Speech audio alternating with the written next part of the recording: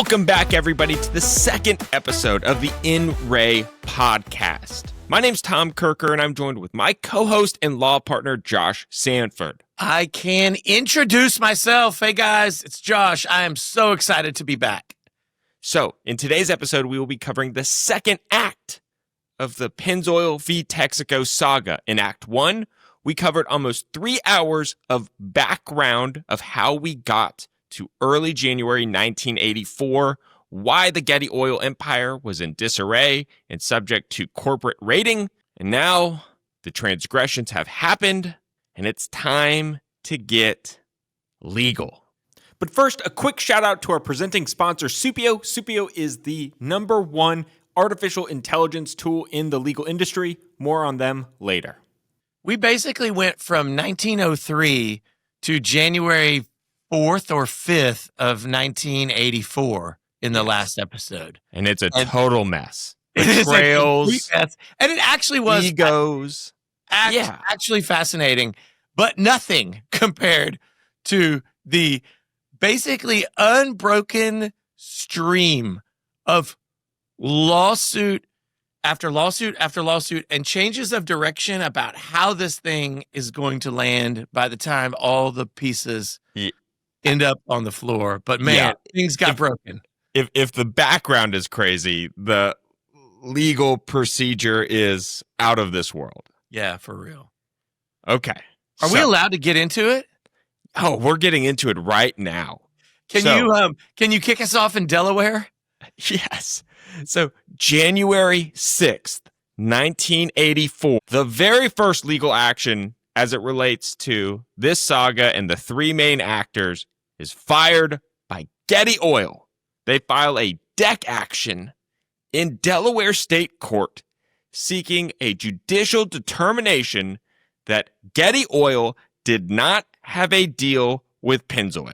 So for those of you who don't know, a deck action is short for a declaratory action, and it's where parties to an issue come before a judge, not to get the judge to award money to one side or the other, but for the court to say that a certain legal right exists or a certain statutory right exists either between two litigants or between a litigant and the state. So it's not a way to get money, but it's a way for you to be able to say, I told you so, or I'm right and you're wrong. And it's a very clever strategy to go play offense, especially by Getty, for reasons that I'm imagining you're going to get into soon. Yeah, just from a strategic matter, if you're a business owner or a person or whatever, if you have some sort of legal interest and you believe that there's a hanging legal issue out there, but you might not necessarily be able to sue for it because maybe you're the defendant, you don't want to just wait around to be sued at some point in time that you are unexpecting or not anticipating for the next 4 years or 8 years or however long the statute of limitation is for whatever the potential infringement or tort or breach of contract or whatever it is. So you just want to get it out of the way. That is the vehicle used for deck actions. It's saying, hey, I'm not going to wait around. I'm going to ask for a judicial determination on this. And if you are going to bring this case, I'm going to force the issue by filing this case. Yeah, and in real life, the way that these cases typically play out are insurance companies, after an incident, rush to court to get a judicial determination that they don't have to provide coverage of a certain incident or series of incidents, et cetera. It's a way for them to get some clarity on what are their rights under a policy and, are they going to have to pay money? Right. But first, a quick shout out to our presenting sponsor, Supio. Supio is the #1 AI tool in the legal industry. More on them later. So that's January 6th. January 10th, 1984, Pennzoil files its own suit in Delaware against Getty Oil, Gordon Getty, the Getty Museum, and Texaco. Now, why are we in Delaware? Well, Texaco is based in New York, Getty Oil in Los Angeles, Pennzoil in Houston. Yes, the only thing that all have something in common. Correct. They are all Delaware corporations. Yeah, they're all Delaware corporations. Now, if anybody is listening to this podcast and knows the outcome of this story, which I think a lot of people do, you're going to say, hey, didn't Pennzoil get a 10-odd something billion dollar verdict against Texaco in Harris County, Texas? But You just said they filed a case in Delaware. Well, we'll get to that in a second. So, Pennzoil, this case filed on January 10th, actually does not have a damage component to it. They're suing for specific performance. They're saying, hey, listen, we clearly had a contract. Remember, there was the MOU. There's the Dear Hugh letter. There's the 15-1 vote by the board approving the $112.50 transaction. The parties had an intent to be bound, and all essential terms are agreed to. Sure, there might be minutia, like who gets the last quarter's dividend, but they had a deal in principle with all essential terms, and everybody had the intent to be bound. So, judge, make our contract go through. And this actually makes perfect sense from a strategy standpoint, because 4 days earlier, Getty has announced to the court and to the world they don't think there's a deal. They don't plan to go through with it. So why not say, well, actually there is, and if there is, then these are the parties that a court needs to restrain permanently from doing a deal, which would be Getty and Texaco, and instead, judge, order them to execute the documents necessary for us to get all of the shares that we say that we bought. And just a few days after, Pennzoil gets Texaco's SEC filings, which have the agreements with Getty attached. I can't believe the speed at which all of this is happening, because remember, there's really not computers in these law offices. They are typing their lawsuits, right? No one's emailing anybody. For them to get the SEC filing from that happened, I think, like 2 days after their lawsuit and amend, like, these people are really on top of it. It's all hands on deck. Yeah, for real. So, I didn't come here to compliment the lawyers, but they really are on their game. So the merger agreements filed with the SEC show the indemnities Texaco gave to Gordon Getty, the Getty Museum, and the Sarah C. Getty Trust. And are these regular indemnities? No. They're pretty particular. They're particular. They enumerate the Pennzoil transaction. No. And it's not just indemnities. There's also representations and warranties section saying, hey, look, I can't represent to you that I actually own these shares because of the potential Pennzoil transaction. Oh, my goodness. Now, Josh, why? Oh, guys. Why is the existence of these indemnities in the SEC filing important? Well, it's important in a couple of ways, right? Because it informs a strategy decision that is going to be both bad and then ultimately good for Pennzoil, but it also is a window into, I think, the state of mind that the actors to this transaction probably had at the time. So the existence of the indemnities is circumstantial evidence that Texaco had actual knowledge of the Pennzoil deal. Because why else would Getty want to be indemnified from Pennzoil if they didn't already have a deal? And because they have circumstantial information or circumstantial knowledge, and it might not even be circumstantial, maybe it's actual knowledge. I don't know. It depends on who you're asking. Regardless, that gives Pennzoil prima facie evidence that there's a tortious interference claim. Because after all, in order to tortiously interfere with somebody's contract, you first need to know that there is a contract. That's fair. So, upon receiving this information, Pennzoil amends their complaint. And no longer is it just asking for specific performance, but they add in the tortious interference claim. Only against Texaco. Correct. Because yeah, I don't think Getty Oil or Gordon Getty can tortiously interfere with their own deal. They're not a third party. No, yeah, but my point, the only reason I say that is to say that there's no longer a lawsuit that's like purely saying, judge, make these parties fulfill their contractual obligations to each other. They are now saying, judge, there is a certain sum of money. They don't say what it is, but there's a certain sum of money that Texaco could pay us to make us whole. And that is very problematic for any sort of specific performance claim, because the case law surrounding specific performance is that if there is money that can substitute a directive from a court to perform an obligation, then that is the preferred outcome. So if a judge can see a way to award one party money as against another party, they will almost never award specific performance. Josh, are you saying that judges often punt on really hard issues?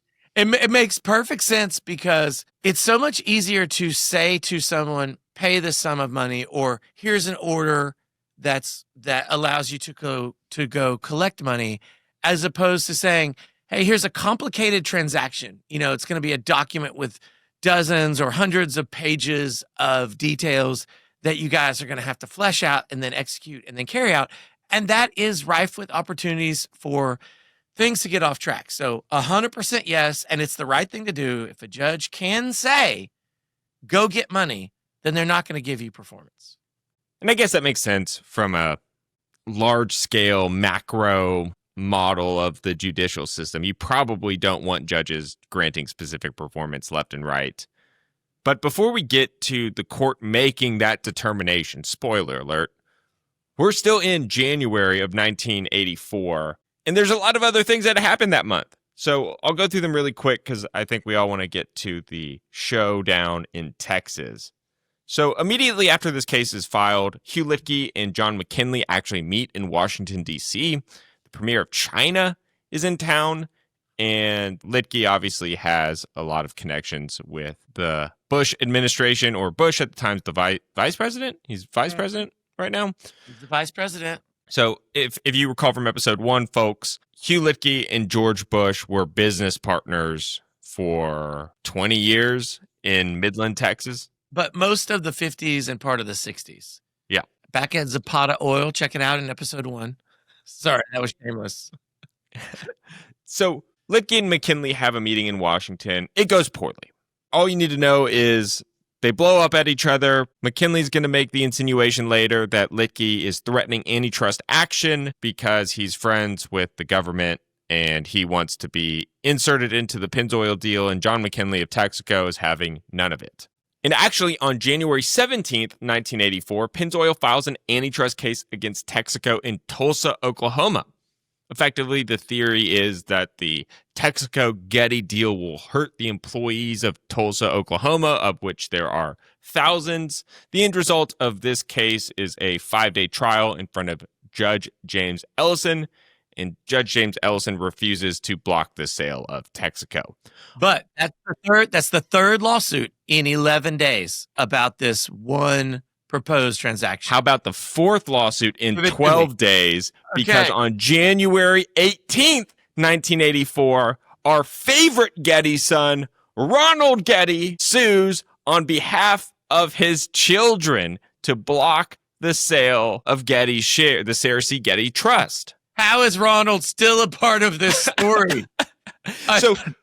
So for anybody who didn't watch the first episode, Ronald Getty is perhaps the most tragic figure in the Getty oil empire because he is disinherited from birth. Paul Getty, who's a notorious ladies' man who had 5 marriages, all unsuccessful. His second marriage was to Ronald's mother. Ronald's mother was able to extract such a large divorce settlement that Paul Getty disinherits Ronald from all future inheritance. But the reality is that large settlement, quote unquote, wasn't that large at the end of the day because it was before Paul Getty became Paul Getty. Yeah, he was not even close to being the richest man on earth at the time. Paul Getty makes up for it because when he dies, he ends up getting Ronald $200,000, or was it $300,000? I think it was $300,000. Yeah, so Ronald ends up getting $300,000 one time, where his siblings are getting $28 million a year from the Sarah C. Getty Trust, of which he is not in. Well, he actually technically is in, but he can only recover $3,000 a year from the trust. So his brothers are getting $28 million a year. Ronald's getting $3,000 a year. Ronald sues on behalf of his children, who are remaindermen in the trust. They're not income beneficiaries, but when Ronald dies, they will become income beneficiaries. And effectively, the theory of the case is, look, all of this money from the Sarah C. Getty transaction with Texaco, all of that money is going to go into treasury bills, and all of the income generated from the treasury bills is going to go to the income beneficiaries. So it's really a bad situation if you're a remainderman, because if you're a remainderman, you at least have the opportunity for the stock to appreciate over time. So when they end up becoming income beneficiaries, the stock is worth more. Which Ronald had watched the value of the Getty empire increase and increase and increase over time. It's actually a pretty reasonable lawsuit. Right. What ends up happening is Texaco gets on a plane and they fly to California to meet with the beneficiaries and their lawyers of the Sarah C. Getty Trust.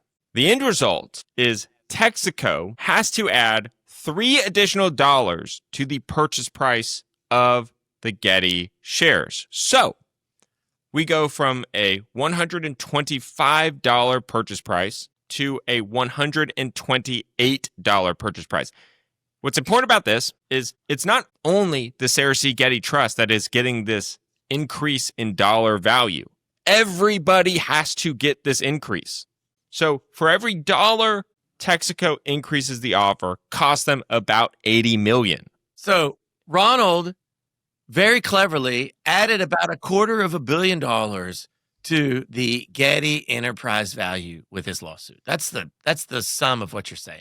Yes. And Wow. and it's settled in only a matter of days. What a great businessman he must be. Yeah, Ronald is coming in clutch for his family, even though he won't see a dime.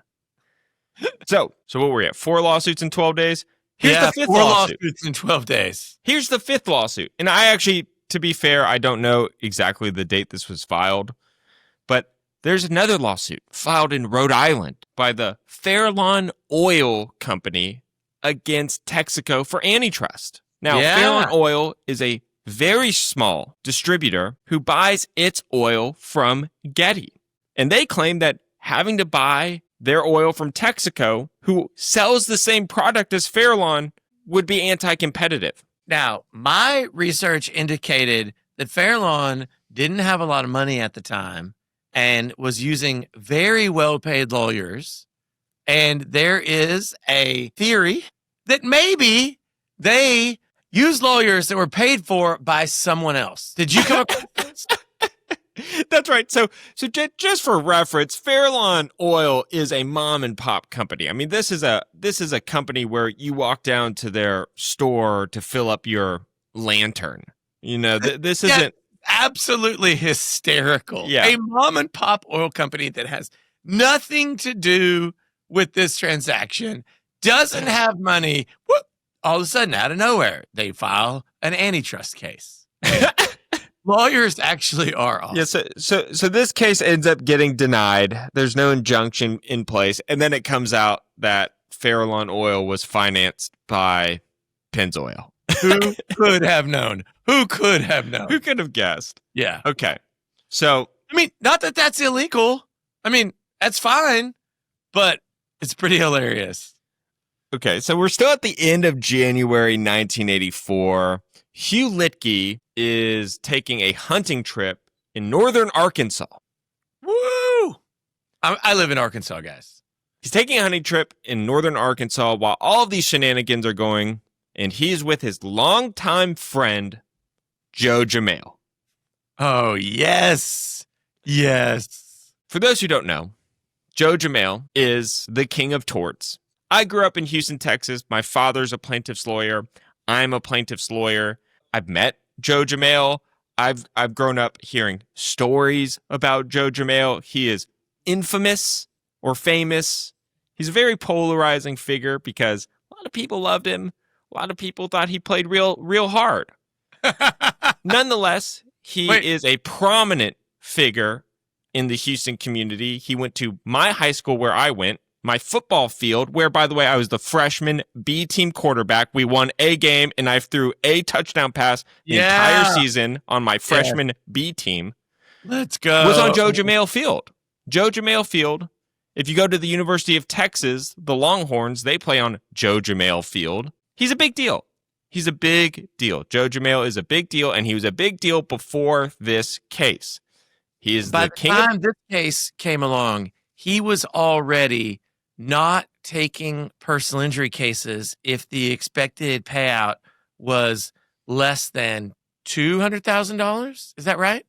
Yeah, I mean, he I think Joe Jamail paved the way in the personal injury space. He paved the way to establish the theory that you can have identical fact patterns, but depending who is on the signature block of the case is worth a different amount of money. That's 100% correct. So there was the Joe Jamail premium. There is a dollar value assessed by insurance companies in single event cases connected to the lawyer who's going to be in the courtroom. Or another way of saying it is that litigation skill is not necessarily a commodity. There are levels to this. Yeah, let me tell you how good of a lawyer Joe Jamail was. There's two really famous stories about Joe Jamail, and I'm sure there's a lot more. And maybe at the end of this episode, I can go and have some of the Houston lawyers share their Joe Jamail stories as a kind of a little extra. So, Josh, can I tell you a couple of the famous Joe Jamail stories from around town? Please. Okay. I really do want everyone to hear about the shackles. Because this is actually maybe the craziest. That's something that I often use in our law practice as a joke. But the story goes that Joe Jamail had a case where the facts weren't with him, and he got up and said, "Your Honor, I will not be shackled by the facts of my case." So I often say that probably once a month when we're discussing legal theories. But okay. The case that I think Joe Jamail is most famous for, other than the Pennzoil Texaco case, is early in his career, he had a case where a drunk driver crashed into a tree because they were driving down in the Houston River Oaks area, and the road was kind of windy. He convinced a jury that the city of Houston negligently designed the roadway to create an optical illusion, and his drunk client, who was driving drunk driving client, crashed his car into a tree, and it was the city of Houston's fault. How many thousands of sober drivers had successfully missed that tree? Right. All of them. So that's great. That's a great story. The other story is he got, at the time, the largest ever settlement in a case. It was like $6.8 million against Remington. Effectively, Remington, the rifle maker, had a defective safety mechanism. So when you transitioned the safety of the rifle from safety to not safety, once in a blue moon, I mean, not even once in a blue moon, once out of every 20 times, it would go off and fire. So you had a case where somebody got shot because the safety was marked from safety to non-safety, and that caused the firing of the gun. Well, Joe Jamail loaded the gun with blanks, but people didn't know that, in the courtroom, and had a Remington official trigger the gun, and it freaked him out, freaked out the jury, freaked out everybody. They ended up settling right after that for $6-point-something million. So he's notorious. He's a gamer. He was an envelope pusher. Just great, maybe the greatest envelope pusher of all time. That's right. So they're hunting together. Hugh Littke and Joe Jamail are friends. They're hunting together. Hugh Littke is confiding in Joe. Joe, who has never done a corporate commercial case before, tells Hugh Littke, "We need to get this in front of a jury. I can make this work. You need to hire me. Let's go do this thing." And that is how Joe Jamail gets brought into the story.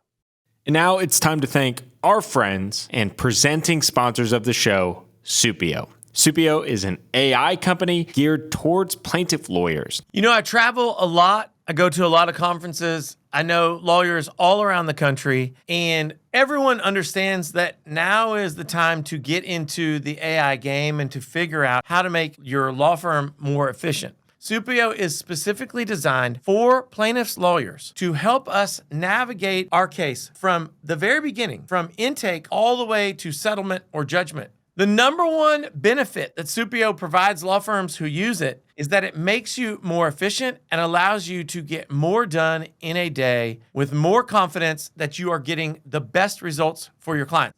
I know firms around the country who are using Supio, and everyone is very pleased with the progress that their firms are making adapting to this new phase of what it means to practice law. That's right. I think the reality is whether we like to admit it or not, those of us who don't use AI will be left behind. It's not a cure-all. I think Supio would be okay with me saying that. And part of the reason why I'm so enthusiastic about their sponsorship is because they've given us our creative deference. This is not a magic button that you press and all of your problems are cured. This is a tool that you can use to optimize the efficiency in your practice. A task that takes 2 hours can now take 20 minutes or less. You can get summaries. You can generate cases. This is a tool in your arsenal that can help you be a better lawyer. And they don't make you do it on your own. They train you, they train your team, they're there for you. It is a actual relationship with a company who wants to see your firm succeed. And that's the way that they've been with us at EKSM. Yep. They didn't just say, oh, sign this contract, and then we never hear from them again. They're fantastic to work with. Yes. For whatever it's worth, our law firm uses Supio, and we are happy, and we implore you to do the same. Tell them Tom and Josh sent you and book a demo. No commitment. Just see what they got. Tommy, this is a great time to talk about our sponsor on the show, Smart Advocate, which is a fully customizable, award-winning legal case management software with built-in artificial intelligence tools, and it's made to handle the challenges of today's highly competitive and technologically demanding legal landscape. Smart Advocate's robust built-in features enable firms to manage, store, track, and communicate like never before, ensuring the highest level of success. This revolutionary software will increase a firm's efficiency and profitability, and we are honored to have them as a partner here on the show. There is a link in the description. Check out Smart Advocate if you're looking for a new case management platform for your law firm. Okay, so let's flash forward then to February 6th, because that is the date that the Chancery judge in Delaware denied the request for specific performance from lawsuit number 2 because of the amended complaint, which added tortious interference against Texaco, which then frees up Pennzoil to maybe test another venue. Oh, really quick. I want to talk about the case that he cites, because he basically said, yeah, that is fantastic. Okay, so Judge Brown, who's the judge in Delaware, he cites in his opinion, he punts on the specific performance issue, but he writes an opinion that very clearly states that there is prima facie evidence for tortious interference. And in writing his opinion, he cites a 1976 case called SCM. Now, sidebar, real quick, I want to shout out Thomas Pennzoil from Oil and Honor. Again, I know we shouted him out in the first book. It's the best recap. It's got so much knowledge. This wouldn't be possible without him. I think I'm going to read a paragraph word for word from this book right here about the SEM case. You totally should. You totally should read it. So in SEM, Kherkher was in the courtroom doing reporting in real time on this trial. So a lot of the stuff that I read about, that you read about, he was there and watching it. It wasn't like his opinion, it wasn't like he was getting a story from someone else. He was in the courtroom watching the trial. So in SEM, a New York investor named Norman Mueller offered to buy the operations for $5.9 million. SEM announced reaching an agreement in principle, which was subject to a definitive agreement. As negotiations wore on, a final draft of the agreement was typed, hands were shaken, someone involved in the negotiations expressed gratitude that the deal was done, but before it was signed, SEM discovered it had understated the value of its subsidiaries. Other complications arose. SEM announced that the deal was off, and Mueller sued for breach. 4 years later, a federal judge in New York awarded Mueller $1,062,000 for breach of contract. Does that sound familiar? It sounds a little bit familiar, doesn't it? Yeah. So that case was basically 8 years old at the time that our Delaware judge relied on it. And was it good law on the day that he relied on it? No, it wasn't. 4 days before the opinion is announced, a New York appellate court overturned this case. The fact patterns are really, really similar, although I would argue that the SEM facts are better because there's handshakes. it's undisputed that there are handshakes and someone saying congrats on the deal, etc. And it's murky about the rest of that, how that lines up with the facts in our case. But dude, the decision was overturned. Yeah, but yeah, so I'm going to read the final paragraphs from the decision, but keep in mind that it's not good law.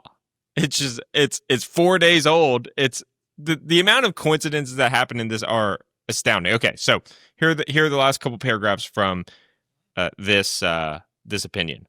Under the law of New York, the existence or non-existence of a contract is a question of the intention of the parties to be determined objectively based on their expressed words and deeds as manifested at the time. I can only conclude that on the present record, Pennzoil has made sufficient preliminary showing that in all probability a contract did come into being between the four parties. The point is a close one.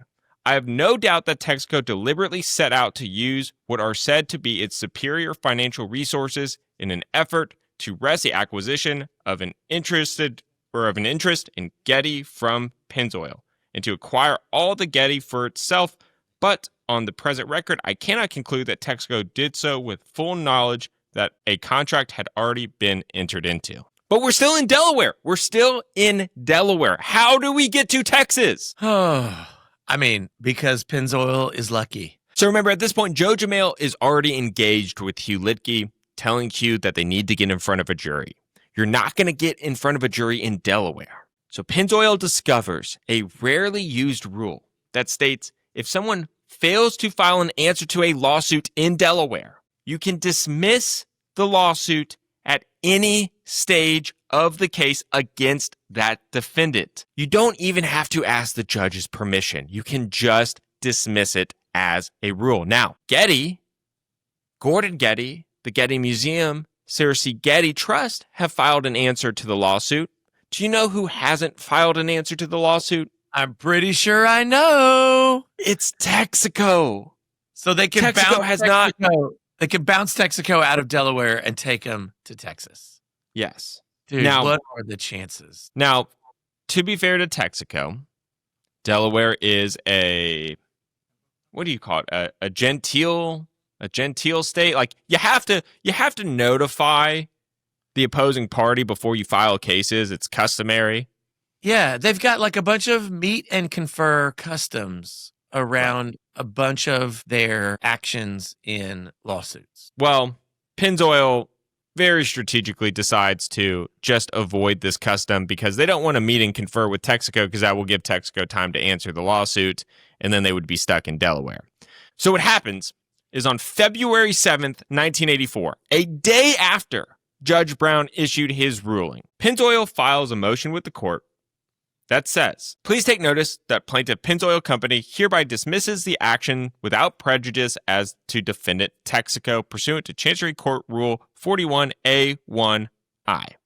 15 minutes later, they file a lawsuit for tortious interference in Harris County, Texas for $7 billion in actual damages and $7 billion in punitive damages. And who's the first name on the signature block? It's Joe Jamail. Pretty sure it's going to be Joe Jamail. And so the timing of that's really smart. Like they know they have this one window of time to get out of Delaware and to into Texas, and they executed on it. I'll just say that rule in Delaware is not like totally unique. In Arkansas, if you're in state court, you can dismiss a claim at any time before the case is given to the jury. Don't need permission from the judge. Don't need permission from the opposing party. Literally, you can be in the middle of your closing argument and realize that you're about to lose. You can be in the middle of the defendant's closing argument and stand up and say, I non-suit, and you're out. It's crazy. Wow. Yeah. Yeah, very different than federal court. So that's how we get to Texas. Super interesting. February 17th, 1984, Gordon Getty gets a check from Texaco. I should say the Sarah C. Getty Trust gets a check from Texaco for $4,071,264. I can't even. It's such a big check. I can't even read it. $4,071,051,264. Yeah. Yeah. And the museum got $1,165,042,500. So lots of money's changing hands in the meantime. Yeah, this is a guy whose dad didn't want to trust him with almost any part of the business at all. But, I mean, he played the hand that he was dealt, and he got a lot of cash. We have Joe Jamil representing Pennzoil. Let's talk about who represents Texaco. Texaco ends up hiring a Houston-based lawyer by the name of Dick Miller. Dick Miller is a former Baker & Botts lawyer. What's important about that is Baker & Botts is the company, is the law firm that represents Pennzoil. Baker & Botts is behind Joe Jamil. Baker & Botts is the one spearheading the litigation. Joe Jamil is really just the figurehead and does the plaintiffs, the folksy plaintiff stuffs. But Baker & Botts is the meat and potatoes of the Pennzoil litigation team. Dick Miller was a longtime partner at Baker & Botts. He left Baker & Botts. So he knows everybody involved. In fact, he actually represented Joe Jamil in a libel case or libel or slander case. So, he knows what he's doing. It's a small world. That's what you're saying. That's right. It's a small world. Dick Miller is a Marine. He fought in Iwo Jima. Things were just different back then. He's a high school dropout. He talks his way into the University of Tulsa, transfers to Harvard, talks his way into Harvard Law School before he graduates Harvard. So he doesn't even have a high school degree, gets into Harvard Law School, goes to law school. And graduates near the top. Yeah. He doesn't have a high school degree. He doesn't have a college degree. He has a Harvard Law degree. Yeah. After that, he did take a bar exam and got licensed. Yeah, so. I'm not discrediting Dick Miller, his credentials. He's clearly very smart. But what I'm saying is, in today's world, there's so much bureaucracy that you can't get away with that kind of shenanigans. And I think Joe Jamil had an equal amount of shenanigans. I think Joe Jamil just talked his way into the University of Texas Law School as well. Yeah, he just showed up one day and said, "Hey, I'm gonna be in class. You're letting me in class." The story on Miller is that he told his argument to Harvard Law School was, I fought in World War II for 3 years. Surely that's worth at least 1 year of undergraduate college. And by the way, not to keep confusing people with ping pong, but Joe Jamil flunked torts class. That's a famous story. The king of torts failed torts at the University of Texas. That's so perfect. So we have two great lawyers two titans of the bar going up against each other. Both have very interesting backgrounds. And Joe Jamil fought in World War II also. Everybody fought in the war. So March 5th, 1984, the Pennzoil v. Texaco case is assigned to the Harris County 151st District Court. A district court which I have been in, Josh. Yeah, you have. The judge of the 151st is Judge Anthony Ferris, commonly referred to as Tough Tony. Tough Tony is ranked the worst judge in terms of courtesy. He was down near the bottom of several different categories of user experience. Hey, are we going to talk about the political donations right now, or are we going to wait? I want to talk about him. No, I think it's relevant right now because March 5th, 1984 is when the case gets assigned to Judge Ferris. How many hours later was it when Joe Jamil wrote the biggest check he'd ever written to support the election or re-election campaign of a Texas judge? Yeah, so on March 7th, 1984, 2 days later, Joe Jamil writes a $10,000 check to Judge Ferris's re-election campaign. It is not illegal. It's not illegal. And also, I think for any listeners out there, I think every state's got a different procedure. In Texas, judges are elected. So when you go to the polls, I just know from personal experience, you spend more time on electing judges than you do everything else. You have to vote on. Especially in Harris County, there's so many judges. Right, so many judges. All judges are publicly elected. So yeah. And successful lawyers all the time make judge contributions for not only just the people running all the time, but people running for re-election also. But do you make a contribution that's 4 times bigger than the judge has previously ever received 2 days after the case lands in your court. The biggest case in the history of the world lands in your court. And also, Joe Jamail and Judge Ferris are on opposing political parties? They are. So Ferris is a Republican. Jamail is a Democrat. I think the most he had ever given him in the past was $100. And so that's just enough of way of saying, like, I see you, I respect you, I'm not giving money to your opponent, whatever. Yeah. And then he goes from $100 to $10,000 in 2 days. So Judge Ferris does note this contribution on his campaign disclosures, but they don't become public for about 4 months. Which, yeah, he doesn't have to file. He doesn't have to file them with the election commission for a while. As you can imagine, Texaco would end up having a field day with this. Now, let's talk about the very first pretrial hearing. That first pretrial hearing is like 4 weeks after the judge is assigned. And basically, the arguments that I was interested in have to do with the speed to trial. And Jamail's team wanted a rocket docket performance from Judge Ferris. And Texaco wanted it to be a lot slower and maybe arguably more reasonably paced. A rocket docket is exactly what they get. Judge Miller, or not Judge Miller. Judge Ferris, he tees it up for him. Yeah. Judge Ferris tees it up. He denies any sort of Texaco request for relief. Over the next couple of weeks, the Pennzoil v. Texaco crew are flying around the country, taking deposition after deposition after deposition, nonstop. In August 1984, after four or 5 months of this, they find out the campaign disclosures.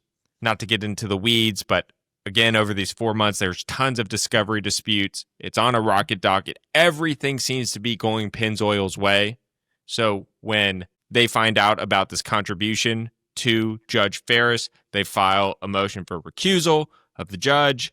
A temporary judge has to come in very, very briefly for a hearing. The hearing goes absolutely terrible for Texaco. It goes very, very badly. Yeah. And also, at the time, the Texas standard for what would substantiate a judge's need to recuse from a case was pretty narrow.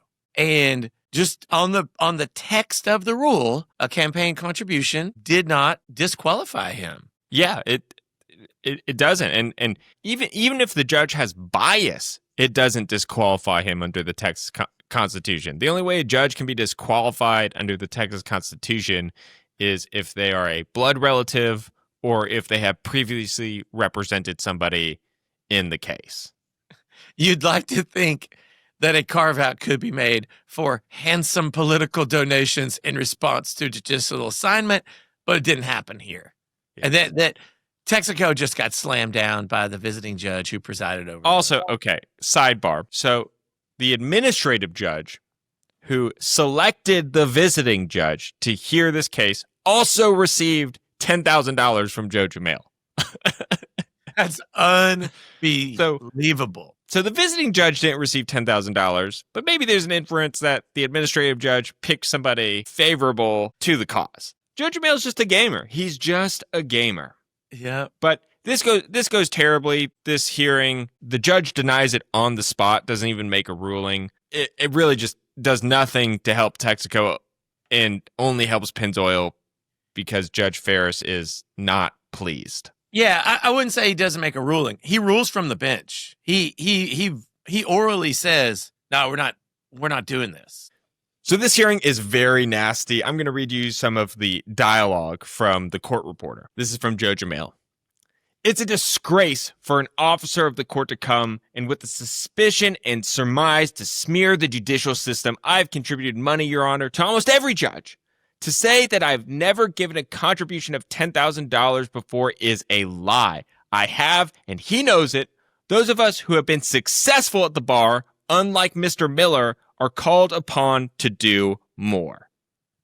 That's unbelievable. Mr. Miller's problem is that he can't run over Judge Ferris. Besides, Judge Ferris was assigned to handle the case for only pretrial matters. Your Honor, Judge Ferris won't try the case. This will go on the central docket, and it will go back to be reassigned. So the judge denies it from the bench. It goes terribly because you piss off Judge Ferris. But there's something very interesting that Joe Jamel just said. He said, Judge, we're in 1984 here. In 1984, you have a judge for pretrial.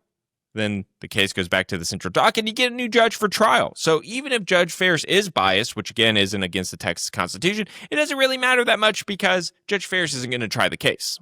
Well, on January 1st, 1985, the Texas rules of civil procedure are changed. Actually, correction, the Harris County rules are changed. Not Texas, Harris County. It's a county by county issue.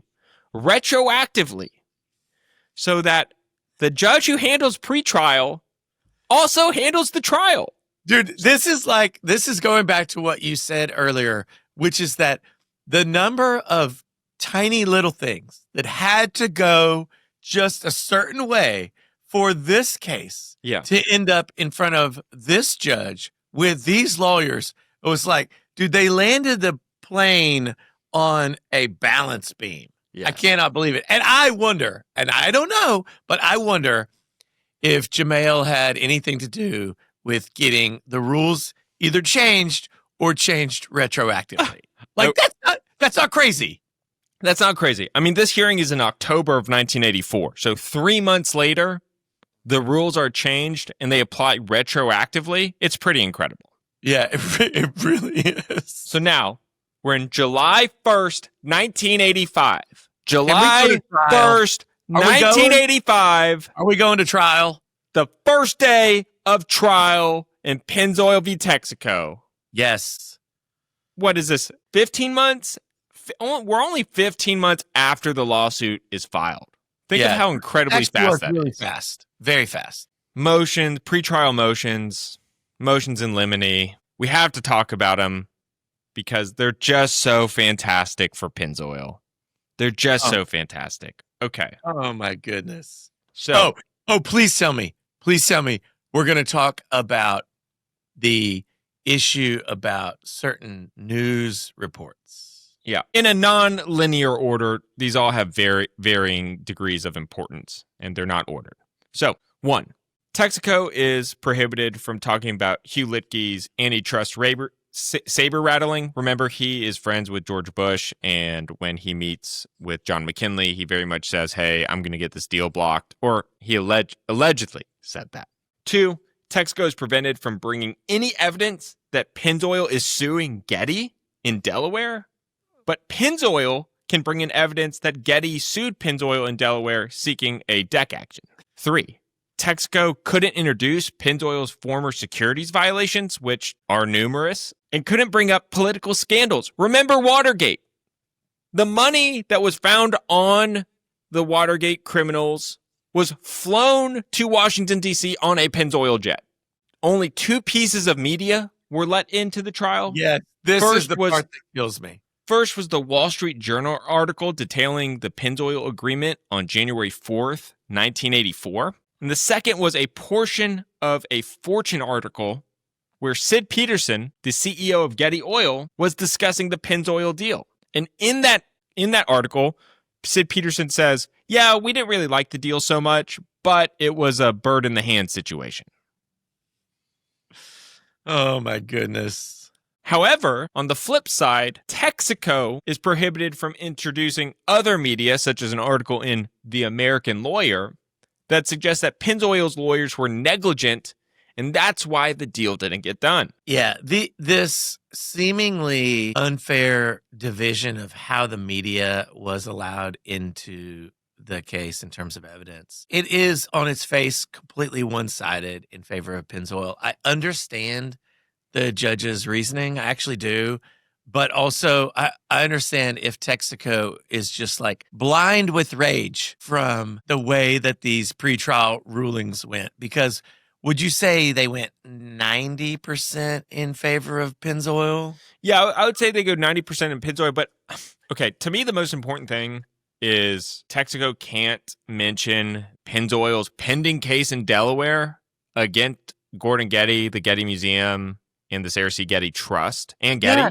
That's wild. That's wild that they can't mention that. Because if you're Texaco, you want to say, look, we're not the bad guys here. If anybody's the bad guy, it's the Gettys, and they're the ones who should pay. And we can prove it because, look, they sued them. Right. So even they know that Getty is the bad actor. Texaco is very afraid of being held liable for the actions of Getty, even though there are indemnities. But remember, an indemnity has nothing to do with Texaco getting sued. What an indemnity is if Pennzoil won the case in Delaware against the Gettys, then Texaco would have to indemnify the Gettys. It has nothing to do with the lawsuit in Texas. That's right. But it's really clear to Texaco that if Pennzoil is somehow successful against Getty, it's going to cost them potentially the same amount of money, although we find out later, no, it's way worse. It's way worse to be sued for tortious interference, apparently. And if you're Joe Jamel, and what Joe Jamel ends up doing is he tries Texaco for the sins of Getty. Yes, he does. So he does a great job. So those are the pretrial matters. Let's get to voir dire. I can already see the keyboard warriors now. Folks, we're from Texas. I'm from Texas. Joe Jamel's in Texas. This case is in Texas. We call it voir dire. Voir dire, not voir dire. Every time I make a video and I say voir dire, I always get a bunch of comments from the folks in the cheap seats saying, oh, wow, this guy has no idea what he's talking about. Voir dire, blah, blah, blah. No, voir dire. It's voir dire in Arkansas as well. Can confirm. Okay. I just right when I said that word, my hair stood up. I just saw people getting mad already. Okay. There are people who respect the French language who listen to us. Yeah. So, all right, voir dire. We have a 100-person panel. The very first thing that Judge Ferris starts the trial with, welcome, ladies and gentlemen of the panel. This is a civil case, but this isn't your average civil case. This is the largest civil case ever filed in anyone's knowledge in Harris County. That is unbelievable. So very predictably, Texaco jumps up and says, objection, Judge, we got to start all over. You have ruined this entire panel by legitimizing this claim that they've made for $10 billion. Yes. Oh, my goodness. It's denied on the spot, and it sets the tone for the trial. Maybe it plants the seed in the jury's mind that there is some validity to this trial. That's so funny. It's just unbelievable. So what's important about voir dire in 1985, it has changed now, unfortunately. It has changed now.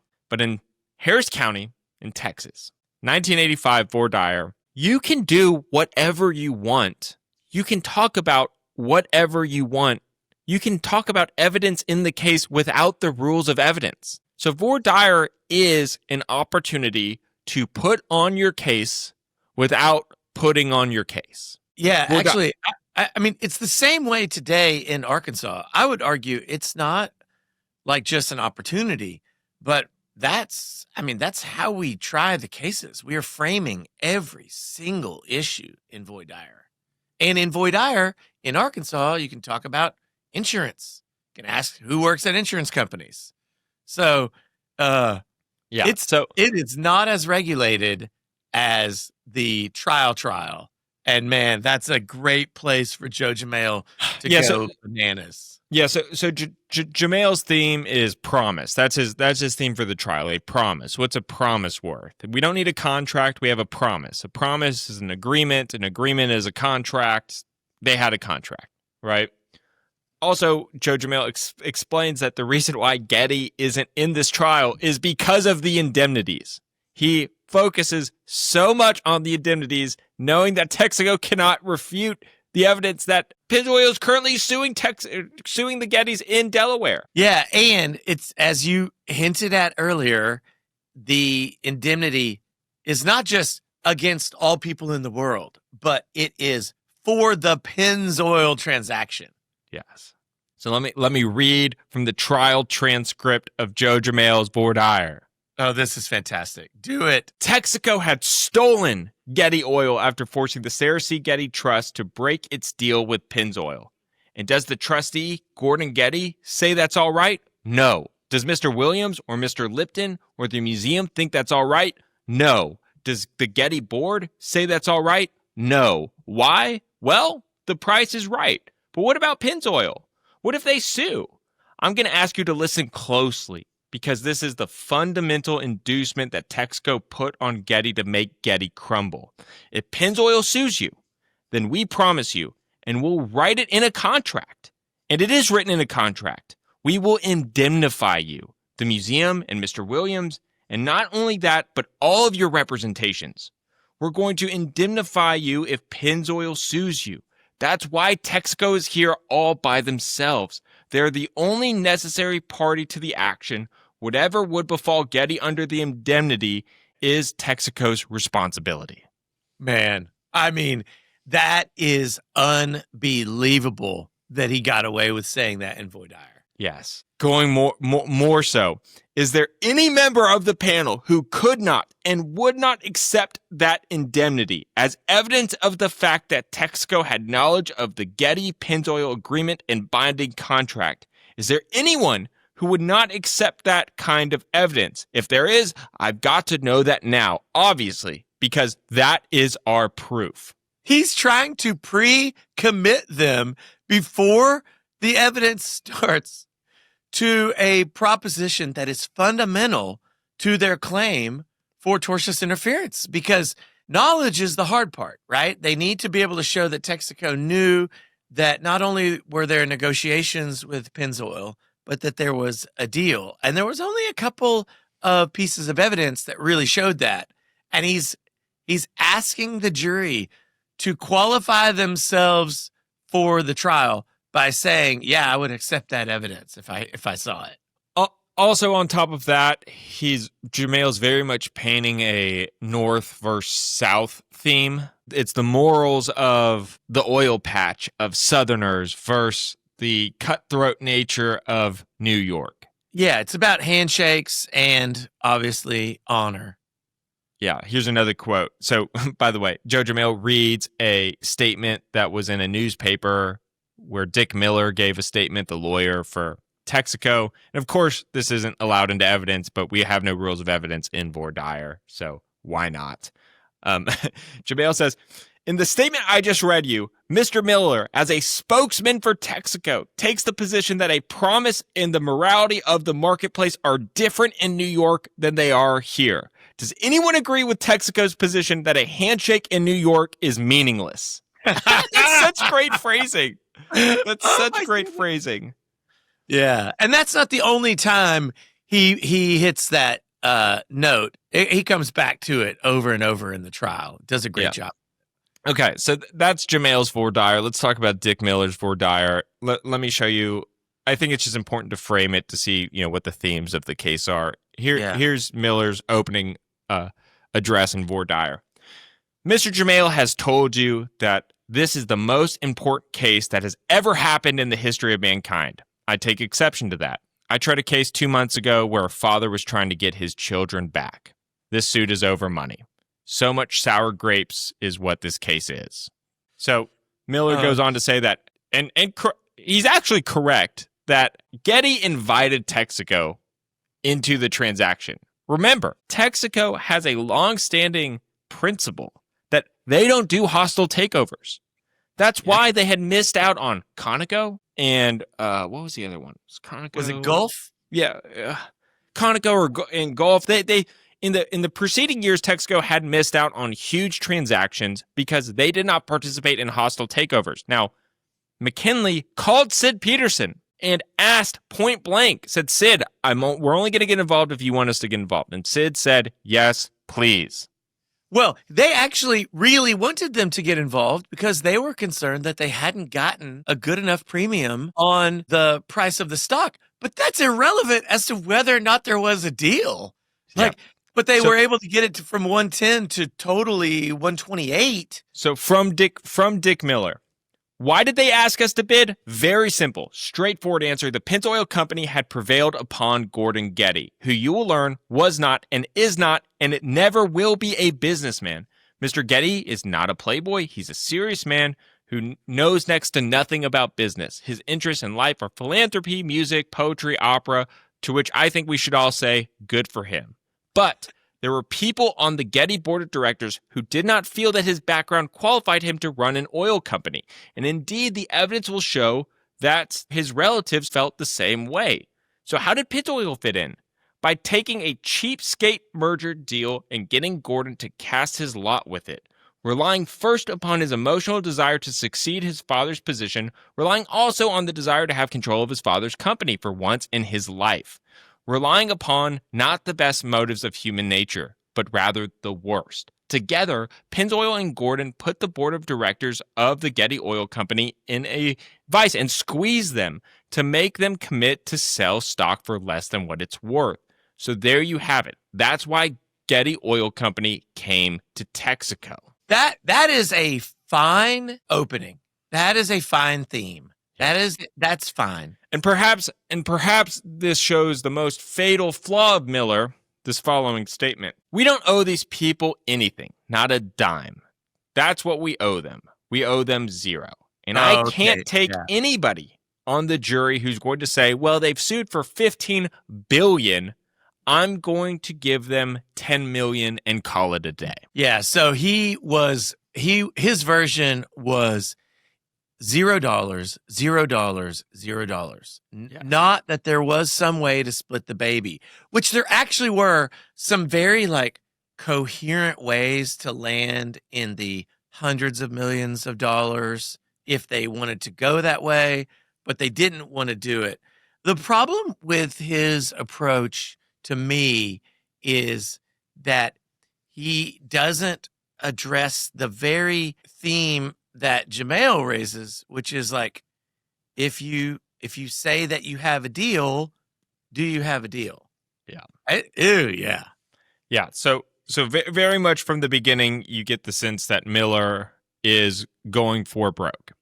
He says that Texaco is not liable for anything, and that will backfire in a huge way, which we'll get to. So, the jury.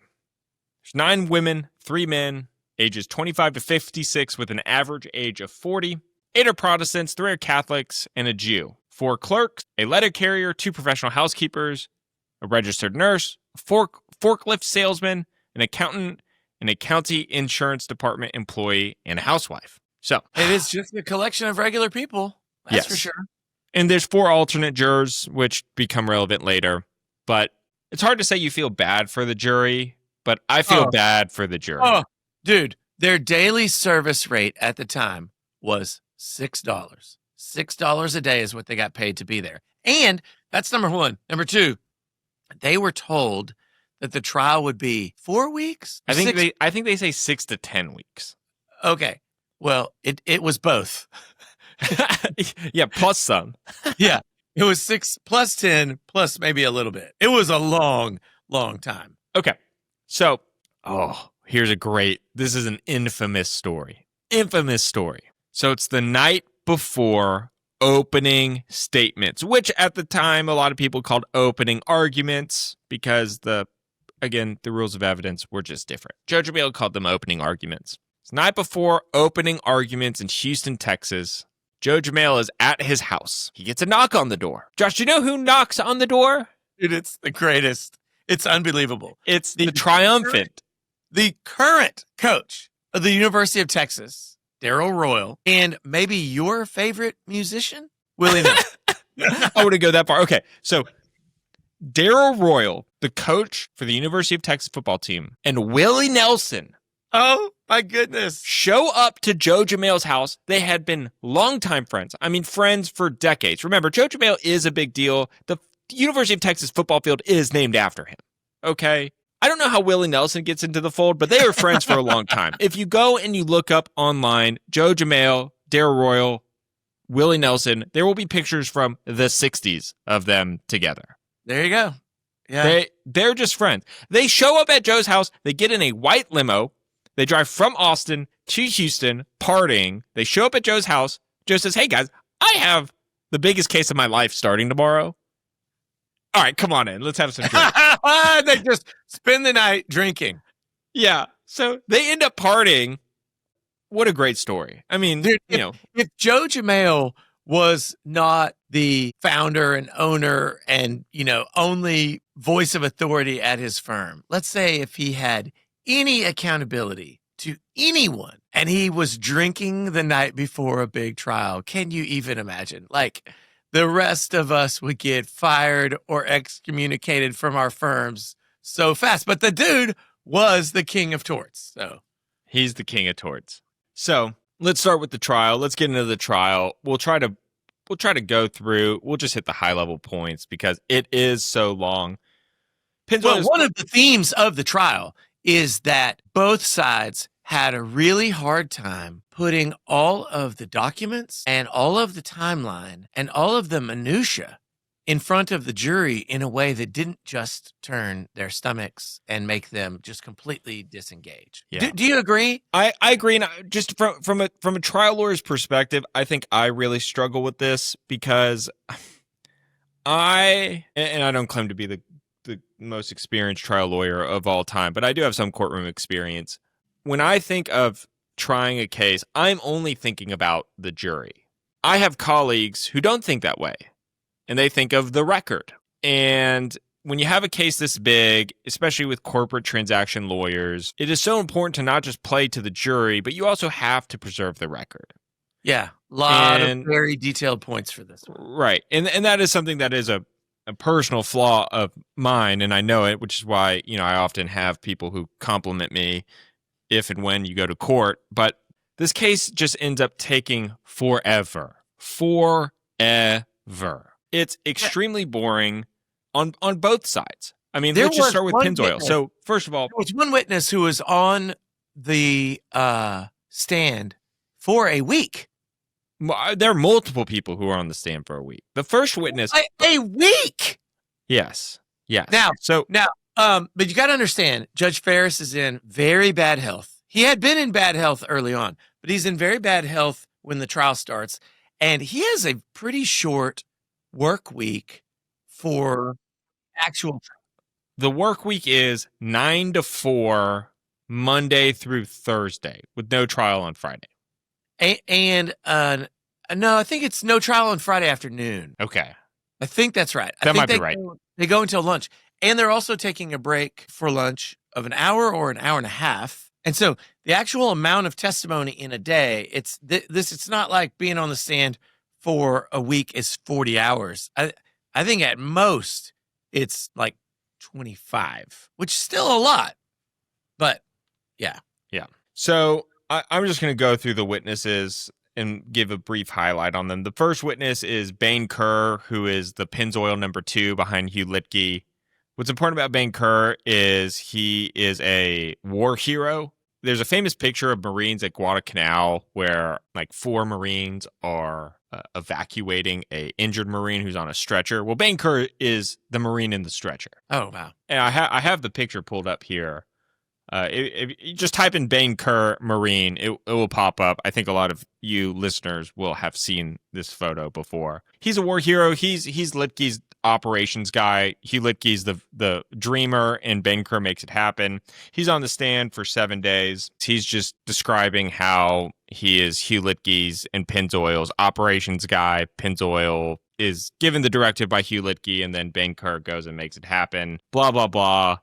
The next weeks are very boring. There's no way to put it. The lawyers are clearly just playing to the record. They play video deposition after video deposition. They have things introduced into evidence via the video depositions. For instance, we have Exhibit 19, the affidavit of Gordon's investment banker, Marty Siegel, stating that the Getty Board of Directors approved a corporate reorganization transaction. Exhibit 36, a transcript of California court hearing in which Gordon's lawyer, Tim Collier, said that there's presently a transaction and agreed upon. Exhibit 9, the affidavit of Collier filed in the court in California. Exhibit 10, the affidavit of Collier resubmitted with the handwritten changes after the Texaco deal. Remember, this was the case where the niece of Gordon Getty filed an injunction to prevent the Pennzoil deal from going forward. There's Exhibit 32, the fee letter from Jeff Boise at Goldman. He submitted a $9 million fee in the Pennzoil agreement, but he ended up making $18 million once Texaco got involved. And he's the Jeff Boise from Goldman and is one of the people who were calling all of the potential white knights to save Getty. There's Exhibit 130, which is the Fortune magazine article in which Sid Peterson's quote, "We thought we had a better deal out there, but it was a bird in the hand situation. We approved the deal, but we didn't favor it." There's a January 5th Wall Street Journal article that says the word agreement 14 times in it. By the way, Jamail has a field day with this article. I encourage anybody to go look at the article itself. It's all pretty standard stuff. But what's important about this article is Texaco files an affidavit saying every single one of their executives never saw this article. So Jamail has a field day with it, as any trial lawyer would, and uses the inverse. He calls January 5th the one day that nobody at Texaco saw the Wall Street Journal. That's right. That's fantastic. No one would read, the one day in Texaco history where no one read the Wall Street Journal. Hey, can I go back to Banker for just a second? Because there's something that I came across that you and I haven't talked about, and I don't know if you know this. But, Banker, he's not an expert witness, right? He's Hugh Litkey's right-hand man. He's, I think, the president of Pennzoil at the time. He is a lay witness. He's just doing his job. Do you know that he was given a bonus for his work on the Texaco case by Pennzoil? He's paid a bonus basically for testifying. Do you know this? No. Just guess how much it was. Just guess. $4 million. It was $10 million. Oh, nice. He was paid $10 million for his week on the stand. Nice. I don't know about paying lay witnesses for trial testimony. That's pretty crazy. Back to Pennzoil's case in chief. We have 15 videotape depositions that are played. Actually, from Thomas Penziger's book, Joe Jamail and Company took 63 depositions, but I think they only played 15 of them at trial. But playing 50 depositions is a lot. Please. What's prominent about this is the New Yorkers in the deposition just come out bad. They just come out as New Yorkers. Yeah. I think that was the point, right? Right. The point for Jamail was to say, here in Texas, our word is our bond. We do what we say we're going to do. And now let's look at these lawyers and sharks from New York and how they live their lives according to a different code. Yeah. And also, by the way, Joe Jamail is so great at playing the jury. To all of the New Yorkers who are their video deposition is being played, he asks them the question, "Are you going to come testify in person?" And they all say no, or "if my schedule allows it," which really pisses off a jury. If you're a member of a jury and you're spending quite literally 4 months in a jury box for $6 a day. For $6 a day, and you're hearing these New Yorkers on video deposition saying they are not going to come to the trial because why would they? That's going to make you upset. It's going to make you not like them. Yep. So at this point in time in the case, there's an article written by the American Lawyer. Let me read you a paragraph. By burdening the jury with infinitely too much detail, Pennzoil's lawyer seems to be risking defeat in what otherwise might be a strong jury case. It is as if they're trying so hard to be thorough that they're unable to perceive how boring their presentation has become. That is the current state of events. Okay, so 15 video depositions. This case is getting very, very boring, very long. People are starting to write articles about how boring it is. Pennzoil ends their case in chief with a couple of live witnesses. They call Marty Lehman, who's Litkey's lawyer. He gives firsthand testimony that he was there to shake the board members' hands of Getty Oil. When the deal was made, he walked into the room and shook everybody's hand and said, "Congratulations." He's the only person that can recall these handshakes, by the way. Yeah, but the other people that he shook hands with don't remember the handshakes at all. Right. When Texaco has their case in chief, they cannot recall. There's also some crazy shenanigans happening. Did you see the thing about the crazy lady? Wait. No, at some remind point, me. At some point in the trial, there's Oh, yes. at some point in the trial, somebody keeps calling the judge or calling one of the parties and making threats. The FBI has to get involved. And while one of the video depositions is being played, what appears to be a homeless lady barges into the courtroom and claims to be a Getty heiress. And Yes. she hates Gordon Getty, and they have to institutionalize this woman. There's just a lot happening. Just a regular day in Harris County Court, probably, right? Next is Thomas Barrow, who is the damage model expert. Yes. I liked this guy. I liked him a lot. I liked his testimony. It was fascinating. Yes. So Thomas Barrow, what's important to know about him is, Thomas Kherkher, the person who wrote the book, argues that this might be the most important testimony of the entire trial for a couple of reasons. One, everybody loves Thomas Barrow. He's the first PhD in geology from Stanford. He's a vice president at Exxon. He ends up being the CEO of Standard Oil, Ohio. He's an unpaid damage model expert because he's not just an expert. He didn't want to be a professional testifying expert. He's a very accomplished CEO in his own right. And he did it for free because, quote, the issue of contract was a matter of principle. Okay, that's what he said. But on cross, what else did he say? I don't know. What did he say? Oh, he's very good friends with the people on the Pennzoil side of the aisle. Okay. But, but he's doing it for free. He's doing it for free. Right. Okay. So wasn't he the guy that had Christmas breakfast with Joe Jamale every year? No, I don't think so. I think that's someone else. Okay. I know who that is. No, that's the lawyer. We skipped over him. That's the lawyer that Texaco hired. That was the chairman of the re-elect Judge Ferris committee. That's right. Yeah. Okay. Yeah. But so anyway, I'm going to walk you through Pennzoil's damage model. The damage model is that it would have cost Pennzoil $3.4 billion for 1 billion barrels of oil, which they would have gotten by getting 3/7 of Getty. It worked out that Pennzoil would have gotten those barrels under the Getty transaction for about $3.40 each. When the deal was destroyed, the only way to go and replace those barrels was to go and drill them in the ground, go find them in the ground from scratch. Or buy them in the marketplace. That's really not doable. Right. And that would cost on average $10.87 for every barrel found. So you take the $10.87 for each of the replacement barrels minus the $3.40 for each barrel. That gives you $7.47 in lost opportunity. And you multiply that by 1 billion barrels of oil, and you get 7.47. Well, you actually get 7.53 billion, and the reason for that is it's not technically 1 billion barrels of oil. It's 1.008 billion barrels of oil. It's 1 billion barrels of oil, so it gets you $7.5 billion. Don't be mad at Joe Jamale. It's just math. It's just $7 billion.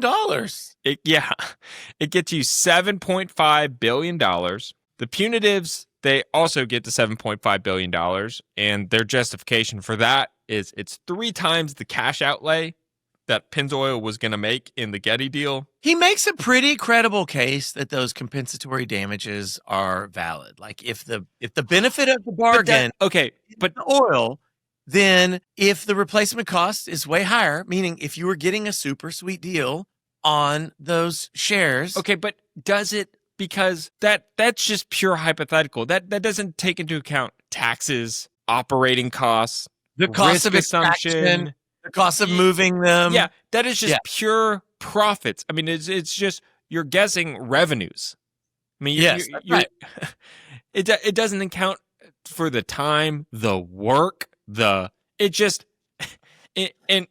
Texaco's credit, that's what they counter when they cross Thomas Barrow. But it's almost comical. It's almost comical that because just bear with me. If truly they were damaged by $7.53 billion, why did Hugh Littke care so much about a couple dollars here or there when he was bargaining with Getty Oil? Like, in theory, if this deal was so good, he should have bought it for $300 a share, or maybe not. Yeah, twice, triple the price, it's still valid. And if you remember in the negotiations, he was stuck at 100, then he was stuck at 110, then it was 112.50. He knew there would be vultures. I mean, he's a very sophisticated businessman. He knew everybody was swarming. Why didn't he offer $170 a share? So can we please talk about Dick Miller's trial strategy at this point and how it may have potentially backfired on this point? Yes. Okay, so Miller's strategy was we're not going to dignify their request for damages by getting into the weeds about damages at all. Like, not only did they not call their own expert witness on damages on their case in chief, but they barely crossed the Pennzoil expert, right? I mean, he testified for a long time. They crossed him for a couple hours, and it was not rough. Yeah, it wasn't rough, and I think more importantly, which we'll get into on Texaco's case in chief, they don't put on any rebuttal evidence. They don't put on an expert of their own. Yeah, I mean, Okay, that's rough because it would have been, and this is kind of what I was hinting at earlier, would have been so easy. You could find innumerable economic experts to testify that, yes, if there had been tortious interference, then the benefit of the bargain is the 128, which ended up getting paid, minus 110, which is $18 a share. And as you said, every dollar is basically 80 million. So that's just around like $1.3 billion or something like that. A huge amount of money, but nothing compared to what happened. That's my take on it. I'd love to hear yours. Yeah, I think that's, but Josh, that's too realistic. Okay. Yeah, that makes fair. too much sense. Yeah. They bet it all, man. They bet it all. Okay, so we have Thomas Barrow, the damage model expert. Next, they call Gordon Getty via video deposition. This is the last video deposition that Pennzoil puts on. It's apparently as funny as you would imagine. Gordon Getty is just a total goofball, comes off as a goofball. Everybody knows he's a goofball. There's no secret about that. After Gordon Getty, Jamail calls Hugh Litke. Remember, Hugh Litke is trying to play a folksy, hey, I'm not so sophisticated kind of guy. Yeah. The guy has a Harvard MBA and a Texas law school degree. Yeah, but he's not one of those New York guys. No. Here's how the Hugh Litke Joe Jamail direct starts. Mr. Litke, you have children? 5. Would you tell us their names and ages? Then Hugh Litke fumbles through his wallet to find a note card with all of his kids' birthdays on it. Everybody laughs. He goes, I wish you didn't ask me that in front of my wife. And Judge Ferris even chimes in and says, I have a hard time remembering my anniversary. And it's just a good old folksy moment. Yeah. Wow. I tend to think that was rehearsed. Oh, yeah. They do that. They just got some big credibility. You know, it's common folk. His wife's in the audience. He talks about his stories with George Bush, talks about all of the companies that he has around Houston that South Penn spun off. There's Intex, which is the natural gas provider for Houston. There's United Energy, which has the tallest building in Houston at the time. There's Zapata Drilling, which is a household name in Houston. Joe Jamail even at one point asked Hugh Litke to explain what a tender offer is. And Hugh Litke's response is, well, you know, I'm not really the one to explain tender offers to you, which is an hilarious statement because Hugh Litke basically invented the tender offer for hostile takeovers. But the way he describes it is anytime you buy anything, it's a tender offer. Let's say you want to buy 100 shares of stock. You make an offer, proposal, and when somebody says, okay, I'll sell you my 100, you've got an agreement. Also, I find this so funny. Joe Jamail asked Hugh Litke when he decided to get involved in Getty Oil. Hugh Litke responds that it was only after the December 11th, 1983 article in the New York Times, which described the backdoor Getty Oil meeting, which is a total lie because Hugh Litke had been preparing for the takeover of Pennzoil for a long time. Yep. Or for Getty Oil for a long time. Yeah, I mean, he had been. He's so smart. He had it in his sights. Yeah. But he's so smart because this is a way to totally get hearsay in the door. I mean, because that was one of the articles that wasn't allowed in, right? Yeah. Wow. But of course, they, even though that article wasn't allowed in, they very much made it the point to go through the Getty Oil Civil War. Hugh Lipke also talks about how grateful he is to Paul Getty, how Paul Getty gave him his chance, put him on the board of South Penn. He really just does a fantastic job. With respect to the non-essential terms, here's a line of questioning that I think is great from Joe Jamail and Hugh Lipke. What about the uncertainty over who would buy the museum shares? It didn't make a difference to us. What about the supposedly unsettled details of the stock option that Pennzoil had wanted to lock up the deal? The agreement had been reached and the stock option was no longer of any importance. What about the terms of the ERC stub worth $2.50? Well, Mr. Jamail, you're dealing in minutia now. Who was going to get Getty Oil's last quarterly dividend? If you look at it in terms of the deal, it was a fraction of 1%. What about Getty Oil's employee benefit program? It was our plan to build Getty Oil. It was quite clear that Pennzoil is a company that builds rather than destroys and liquidates. Pennzoil had no plans to milk and liquidate $250 million in excess cash from Getty Oil's pension plan, as Texaco has done. Which brings up another point which we have not talked about so far. And when I went to the Briscoe Center and read Joe Jamail's closing arguments in this case, another theme that emerges. First, you have a promise is a promise is a promise. Yes, yes. Second, you have North versus South. The third theme that arises is Texaco is a terrible employer. Yes. Even though it has nothing to do with the case. They're going to treat the Getty people like trash. They looted the pension plan. They fired thousands of people, even though they only quote unquote fired about 2,000 people. But Joe Jamail and Hugh Lipke will say that, they destroyed 19,400 people, which is every employee at Getty. They go hard. They go hard at this fact that Texaco is a big corporate giant. And this parlays into Hugh Lipke getting off the stand after cross-examination, which again is it's not that it's uneventful. It's that both sides do a good job. I don't know if that makes sense. If both sides do a good job, it's uneventful because nobody really concedes any quarter, right? Dick Miller's great at his job. Hugh Lipke's a fantastic lawyer. He's able to explain away all of this nonsense. Yeah. So that's relevant because John McKinley is called as the final witness in Pennzoil's case. As a stark contrast for Hugh Lipke, Josh, do you know why John McKinley is called in person, not a video deposition, in person? Do you know why he's able to be called? This is the hilarious one. John McKinley shows up for the first day of voir dire. He wants to check out what's happening in the case. He wants to make an impression. He wants to be seen. And they're there and they're like, this guy's within 100 miles of the courthouse, which he would never otherwise be. They pop him with a subpoena.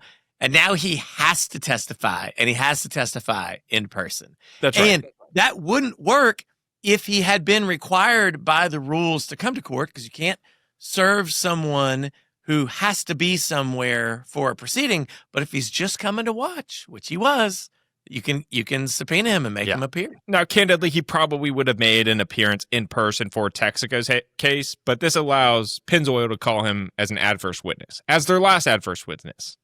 Here are some of the exchanges from the Joe Jamail, John McKinley transaction. Is it Texaco's policy to interfere with other people's contracts? No. Is it top executives such as yourself that bind the company? Yes. You know that Gordon had signed a memorandum of agreement? Yes. You could have stopped your deal when you found that out? Yes. You didn't do that, did you? I did not halt anything, and that was intentional. You did, and you knew that what you were doing. Yes. Texaco's success, very simply, defeated this arrangement that Pennzoil had with Getty. We weren't out to defeat Pennzoil, and we were out. And then Judge Fair interrupts and says, answer yes or no. McKinley responds, yes. McKinley says that Peterson invited him and that he was free to deal. And the response to anything that Sid Peterson does is, well, this is the same guy who tried to stab Gordon Getty in the back. So he's got no credibility, right? That's right. Here's theme 3 that I was just alluding to. Were you going into this deal expecting to fire some Getty employees? Yes. I was hoping for some redundancies of personnel and that they could be terminated. That was your hope? Which is a very reasonable thing to say. I mean, when you do an M&A deal, that is the plan. But I mean, that's always some of the juice that you're hoping to get out of the transaction. But like, just telling that to a group of 12 people that it's a hope and not an unfortunate business reality. I mean, just frame it better. Look, I don't think this moved the needle. But it does make him look incredibly unlikable. I mean, John McKinley is an engineer by trade. He is not the charismatic. He's no Hugh Lipke, but that's good and bad. I think he's just a matter of fact guy. He seems pretty honorable. I mean, yeah, he doesn't come across to me like a bad guy. I mean, I think Sid Peterson probably did tell him over and over, free to deal, free to deal, free to deal. However, he also did have enough information. Like, it didn't raise any eyebrows when he said, not only do we want an indemnification, but we want to be indemnified against the Pennzoil claim. And also, we're not totally sure we own these shares. Okay, so let's get to the Texaco case. We're on the 13th week of testimony. So it took 13 weeks just to get through Pennzoil's case when they told the jury this whole case would be 6 to 10 weeks. Is everybody still alive, though? Everybody's still alive. Everybody's still alive. Yep. Barely. Keep watching. So, Texaco's case, the first witness they call is Bart Winokur, who remembers Backdoor Bart as labeled by Joe Jamail. That's the lawyer for the scheme to get Gordon out of the trust, Project Brutus, if you remember. Next is Pat Vlahakis, who is Marty Lipton's associate. Remember, she is the one who represents the museum, who is on the floor of the law firm in New York screaming, there's no deal, there's no deal, there's no deal as far as the museum is concerned, because there was a real big concern with respect to order of payment. She originally is going to testify in person, but she's pregnant, and this case is taking way longer than anticipated, so they actually have to go to New York and depose her over the weekend. And they fly back and they play that deposition in court. Next is Jeff Boise. Jeff Boise, who you remember is the Goldman Sachs banker who made $9 million under the Pennzoil deal, but $18 million under the Texaco deal. He testifies in person on the 100th day of trial. Unbelievable. Remember, he is the one that kept on holding out. He would not issue a fairness opinion for the $112.50. He kept on holding out, which is why it was such a big deal. But if you remember, I think this gun kicks as hard as it shoots. I think that's a great fact for Jeff Boise on how he believed. But remember, Pennzoil's strategy is very much to paint Marty Lipton as the bad guy. So it's really hard for Jeff Boise to testify because the cross-examination is essentially, hey, how much pressure was Marty Lipton putting on you saying that this $112.50 transaction was fair, right? Next, we have some Getty board members, Henry Wendt. Pennzoil strategically did not take the boogeyman Marty Lipton's deposition. Their entire case is about how Marty Lipton was wheeling and dealing. They purposely didn't take his deposition because they needed to make Texaco make a very difficult choice whether or not to call him at trial in person. Yes. That was very clever. Very clever. That's often in our world, we often talk about this. We actually have a current case in our law firm where we are not going to depose the defendant because we think that they will be such a bad witness that we want to do it live if this case ever goes to a jury. Yeah, don't let them be prepped. Yeah. Not at all. Okay. Now, Lipton was the one with the side action on. Correct. For anybody who doesn't recall, Marty Lipton is at the time one of the most famous lawyers in the country. He's He's the Lipton and Wachtel Lipton something, real fancy law firm. He represents the museum in this transaction. But if you go and listen to episode 1 of this story, he's somehow involved in everything. Even though he represents the museum, a strong arm for getting Gordon on board. He's writing MOUs on behalf of Texaco for Gordon to sign. He's just a wheeler dealer. He just wants the highest price possible. He reminds me of in this story as basically like a realtor. Basically, they don't really care who comes out ahead or behind. As long as money is changing hands, it's good for Marty Lipton. Yeah. And again, going back to the Jeff Boise conversation, what's really important about Lipton's story and his flaw in the story is he was pushing so hard for the $112.50 deal. The museum just wanted out of this shenanigans. They wanted out of the Civil War. He was pressing on Boise to issue a fairness opinion so the Getty board could get out, even though he had his own fairness opinion, because the museum had Solomon Brothers as their investment bank. But he was pushing so hard for this $112.50. And then when Texaco comes in and initially offers $122, he turns around and says, no way they'll accept that. That's way too low, even though he had just accepted $112.50. Anyway, they end up calling him. Texaco makes the strategic decision to call Marty Lipton to the stand. He shows up wearing a double-breasted suit with a red handkerchief. That's right. I don't know. Not looking super Texas. Not looking super Texas. No. In Texas, yeah, actually, I like pinstripes. Yeah, you wear pinstripes, but you don't wear a double-breasted red handkerchief suit in Texas. It's a very New York thing. So Marty Lipton gets destroyed. There's no other way to say it. He does not turn out very well. There's some really fantastic exchanges from this. I'm going to read some. This is Dick Miller. Did you prevent her from going to the meeting or ask her not to go to the meeting in order in some way to delay or frustrate the negotiations with Pennzoil? No. Joe Jamail. He told that lady not to go to the meeting to explain some alibi or to make some self-serving statement. I object. Judge Ferris. You will have the opportunity to cross-examine to correct that if you feel that's what it needs. Joe Jamail. And I will. That's a great speaking objection. It's not actually an objection. I'm gonna say that one more time. Joe Jamail's objection is, and I quote, he told the lady not to go to the meeting to explain some alibi or to make some self-serving statement. I object. What he's saying is the guy's not being honest. And it's so hilarious because now everyone on the jury has to wonder, what is Joe going to ask Marty about when he gets a chance to cross him? Right. I don't even know if they listen to him.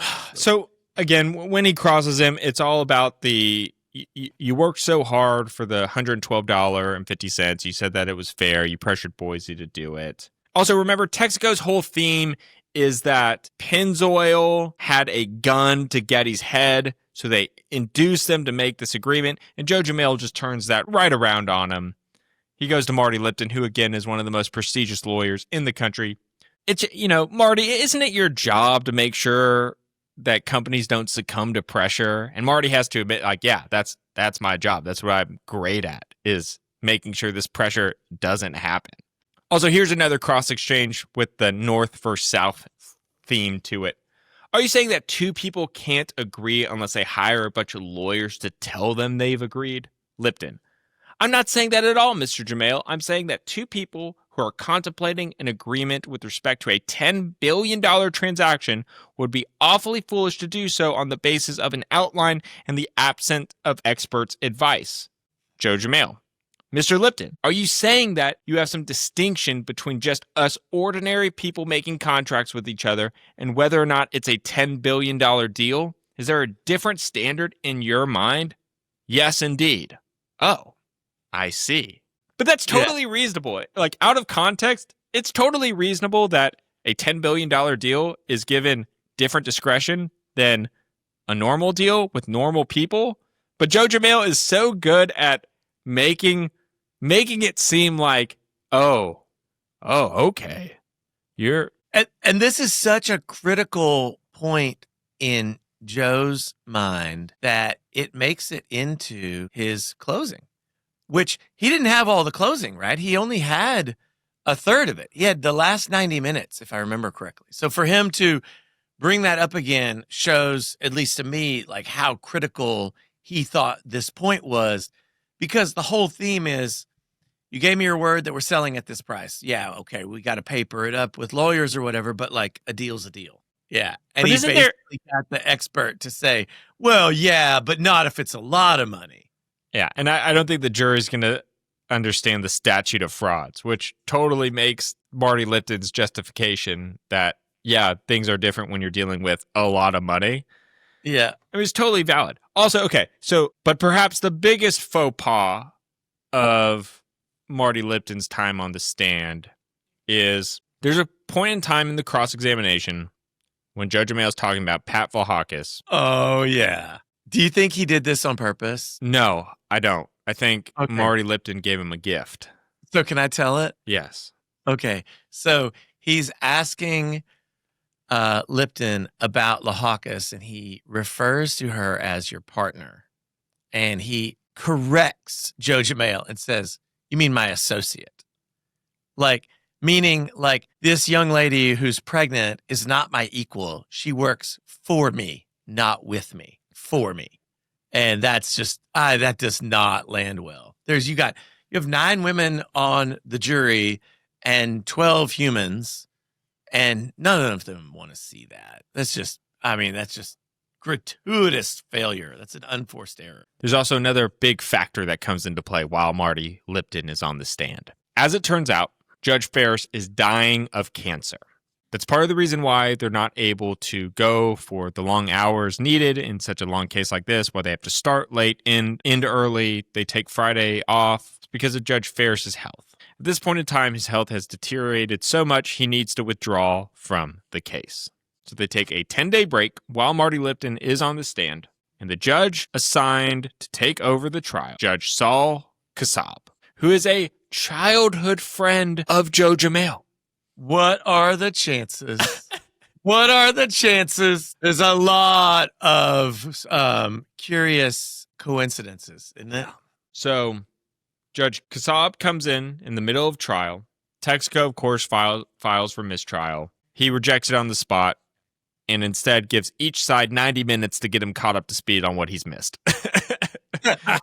Yeah. Oh, we're already past day 100. Yeah, we're already past day 100. Each side gets 90 minutes. Oh, by the way, you have to learn New York contract law because that's what governs this case. Good luck, Judge Kassab. Okay, so 10 days go by. Next, you get some Getty board members, Lawrence Tisch and Medbury, get called as Texaco witnesses. Blah, blah, blah, boring, boring, boring. And I only say that, preface that being boring with the next phase of the trial, which is way more boring. If you recall, Pennzoil played 15 video depositions. Well, Texaco does the same thing, except when Texaco took depositions, they did not videotape them. So after some live witnesses in the Texaco case, we then get the written depositions of Bruce Wasserstein, who remembers the first Boston banker who very much injected himself into the Texaco boardroom, who then helped the deal. A New Yorker. Stuart Katz, theme going. Harold Williams, Marty Siegel, the Pennzoil PR people. Written depositions have to be read aloud by lawyers. Hundreds of pages, weeks of written depositions being read aloud. Josh, how do you think the jury feels? Dude, it is boring. I know. Have you ever read a deposition in a trial? Well, I've read paragraphs of depositions or paragraphs of trial transcripts, and I'm already bored. So, once upon a time, my office was right across the street from a courthouse, and from time to time, my lawyer friends would call me over to the courthouse and say, "Hey, we took this doctor's deposition. It wasn't videotaped. We need to read some parts of it. Will you please come play the doctor?" And so you go over. You sit down and you just read the lines from the doctor's deposition. It's so artificial and so boring, and you can't actually know like what words the witness was emphasizing or how they delivered something. And so there's really no chance to keep a jury engaged. You can try, but there's really no chance to keep a jury engaged when you're reading someone else's deposition transcript. And I've done it multiple times. You fell asleep when I was telling you about it. Yeah. You're like, wait, is it over? Well, I think this is here's Texaco's problem is if you're already going to commit to a war of attrition by having the longest case in history tried and you're going to bore the jury to death, you might as well go all out. Because we are 18 weeks into the trial, we are reading hundreds of pages of depositions out loud. After this is over, Texaco calls Al DeCrane in person, who's the Texaco number 2. He's the president. And that's it. Dick Miller has 3 damage model experts on retainer. He does not call any of them. So after Al DeCrane gets up, and I'm sure he gets cross-examined and blah, blah, blah, we're bored even talking about it, even though this is a podcast about the case.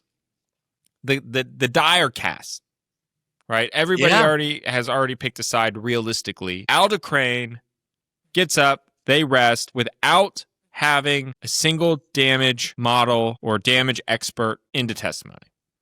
Which means, quite simply, if the jury agrees on the liability piece with Pennzoil, there's nowhere for them to split the baby based on the evidence until you get to punitive damages.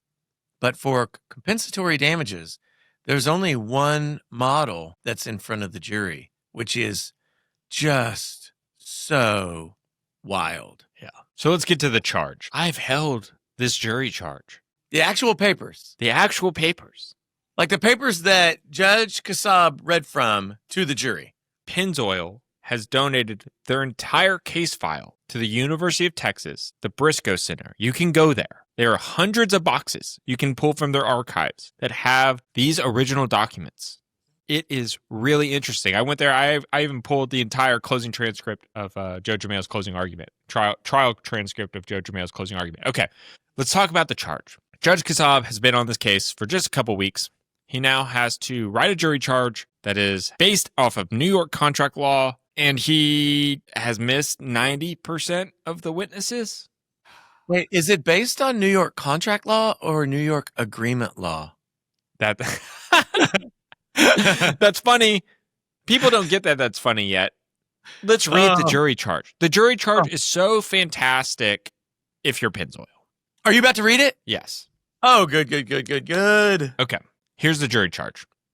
Special issue 1. Do you find from a preponderance of the evidence that at the end of the Getty Oil Board meeting on January the 3rd, 1984, Pennzoil and each of the Getty entities, the Getty Oil Company, the Sarah C. Getty Trust, and J. Paul Getty Museum, intended to bind themselves to an agreement that included the following terms? And then it goes into the $112.50. Instructions. Relevant instructions accompanying the issue that I'm abbreviating. An agreement may be oral, it may be written, or may be partly written and partly oral. It does not use the word contract a single time. This jury charge, the word agreement shows up 32 times. Not once does it say the word contract. Even though this is a trial about New York contract law. It's unbelievable. But do you know that Kassab and Germail were childhood friends? Already said that. Okay. I think there might be friends in adulthood as well. This is absolutely unbelievable. Like just the basic connection to reality requires that the word contract appears in the jury charge. It's unbelievable. And maybe it doesn't matter. But the fact that the two sides didn't agree about it means that it probably mattered. Yeah. Instead, it's intended to bind themselves to an agreement. That's all. Did they intend to bind themselves to an agreement? That is the phrasing. Yeah. Okay. Wow. Special issue 3. What sum of money, if any, do you find from a preponderance of the evidence would compensate Pennzoil for its actual damages, if any, suffered as a direct and natural result of Texaco knowingly interfering with the agreement between Pennzoil and the Getty entities, if any. Special Issue 4. Do you find for the preponderance of the evidence that Texaco's actions, if any, were intentional, willful, and wanton disregard for the rights of Pennzoil? Special Issue 5. What sum of money, if any, is Pennzoil entitled to receive in punitive damages? It's a great jury charge. It's a great jury charge. For who? For Pennzoil. Oh, okay. I didn't know. I wasn't sure what you meant because it is a laughable jury charge from Texaco's standpoint. I mean, they are dead based on the wording of that. It makes it so much easier for Pennzoil. And to be clear, according to Petzinger, both sides were very, very invested early on in trying to land the a jury charge that the judge would endorse and use in the case. The Pennzoil side had a guy dedicated, a lawyer dedicated just to the jury charge. On the other hand, as I understood it, Dick Miller was singularly tasked with the jury charge for Texaco, even while he was still running the trial during the final week or two of the trial. Is that how you understood it? Yeah, Dick Miller was basically a one-man band. Yeah. And just overwhelmed, I think. Yeah. And I'm not saying that had any outcome on whether or not his charge was used in any way or whatever. But it is true that Pennzoil was staffed for the trial in a way to give more attention to this arguably critical element of the case. And man, did they clean up. I mean, the outcome of this trial is written into the jury charge. I'm going to read some quotes from closing argument. Here's from Dick Miller. They didn't have a contract. They never had a contract. What they've got is a company run by 3 lawyers who have got this lawsuit, and they're trying to hit a gusher here in court. That's what this lawsuit's about. So in Texas court, the plaintiff in closing arguments gets to go first, and they get to go last. They get the same amount of time, and they get to split it, which is a little bit like any sort of oral argument on an appeal. You know, both sides, let's say, get 15 minutes, and you can reserve 5 and do 10 and 5. So the lawyers from Baker Botts that represent Pennzoil go first for the first 3 hours. Then they turn it over to Dick Miller. Dirk, then read the Dick Miller quote that I just did. And then now we have an hour and a half left for Joe Jamail to come and close the deal. The Joe Jamail show is about to get turned on. Here's some quotes from the trial. There are so many misstatements in what Mr. Miller has told you, I'm not even going to try to answer them all. He starts out by giving you 4 hours of excuses for Texaco's conduct, and he ends by saying to you, don't take away our company because if something went wrong, it was Getty that did it. They bought and paid for this lawsuit when they gave the indemnities, which actually, I mean, again, it's not really true. No. Judge Kassab is one of the most honored and brilliant judges in America. If he had wanted to say to you, contract, he would have said it. I have no quarrel with contract, but it's not the charge. Oh, that's so awesome. They spent a lot of time by their own admissions with these witnesses. They had no choice but to come and give you some suggestive after-the-fact opinion. That's what they did. I suppose you have to start with Mr. Bart Winokur and Mr. Boise back in Houston. You remember him, Backdoor Bart, snuck into the back door when they got Gordon Getty out of the room, kicked him off, or tried to instigate a lawsuit to kick him off the board of his own family trust. Then there was Lipton. To him, money is the object. That's what it is. That's what he said. He says people can agree without lawyers, but in his mind, the amount of money makes the difference. And that's that specialized group calling themselves mergers and acquisition lawyers, carving up corporate America to their liking. They get together. They're all within a couple miles of each other. One wins one day, another wins another day, and the investment bankers all win all days. They win with these indemnities. Again, if Judge Kassab wanted to say written contract, he knows how to do that. He didn't. The law requires no such harsh burden on us. Stop the train. They didn't stop the train. They derailed it. They blew it up. I thought you were going to throw up listening to all those depositions you had to hear. There has been no dispute about damages in this case. None.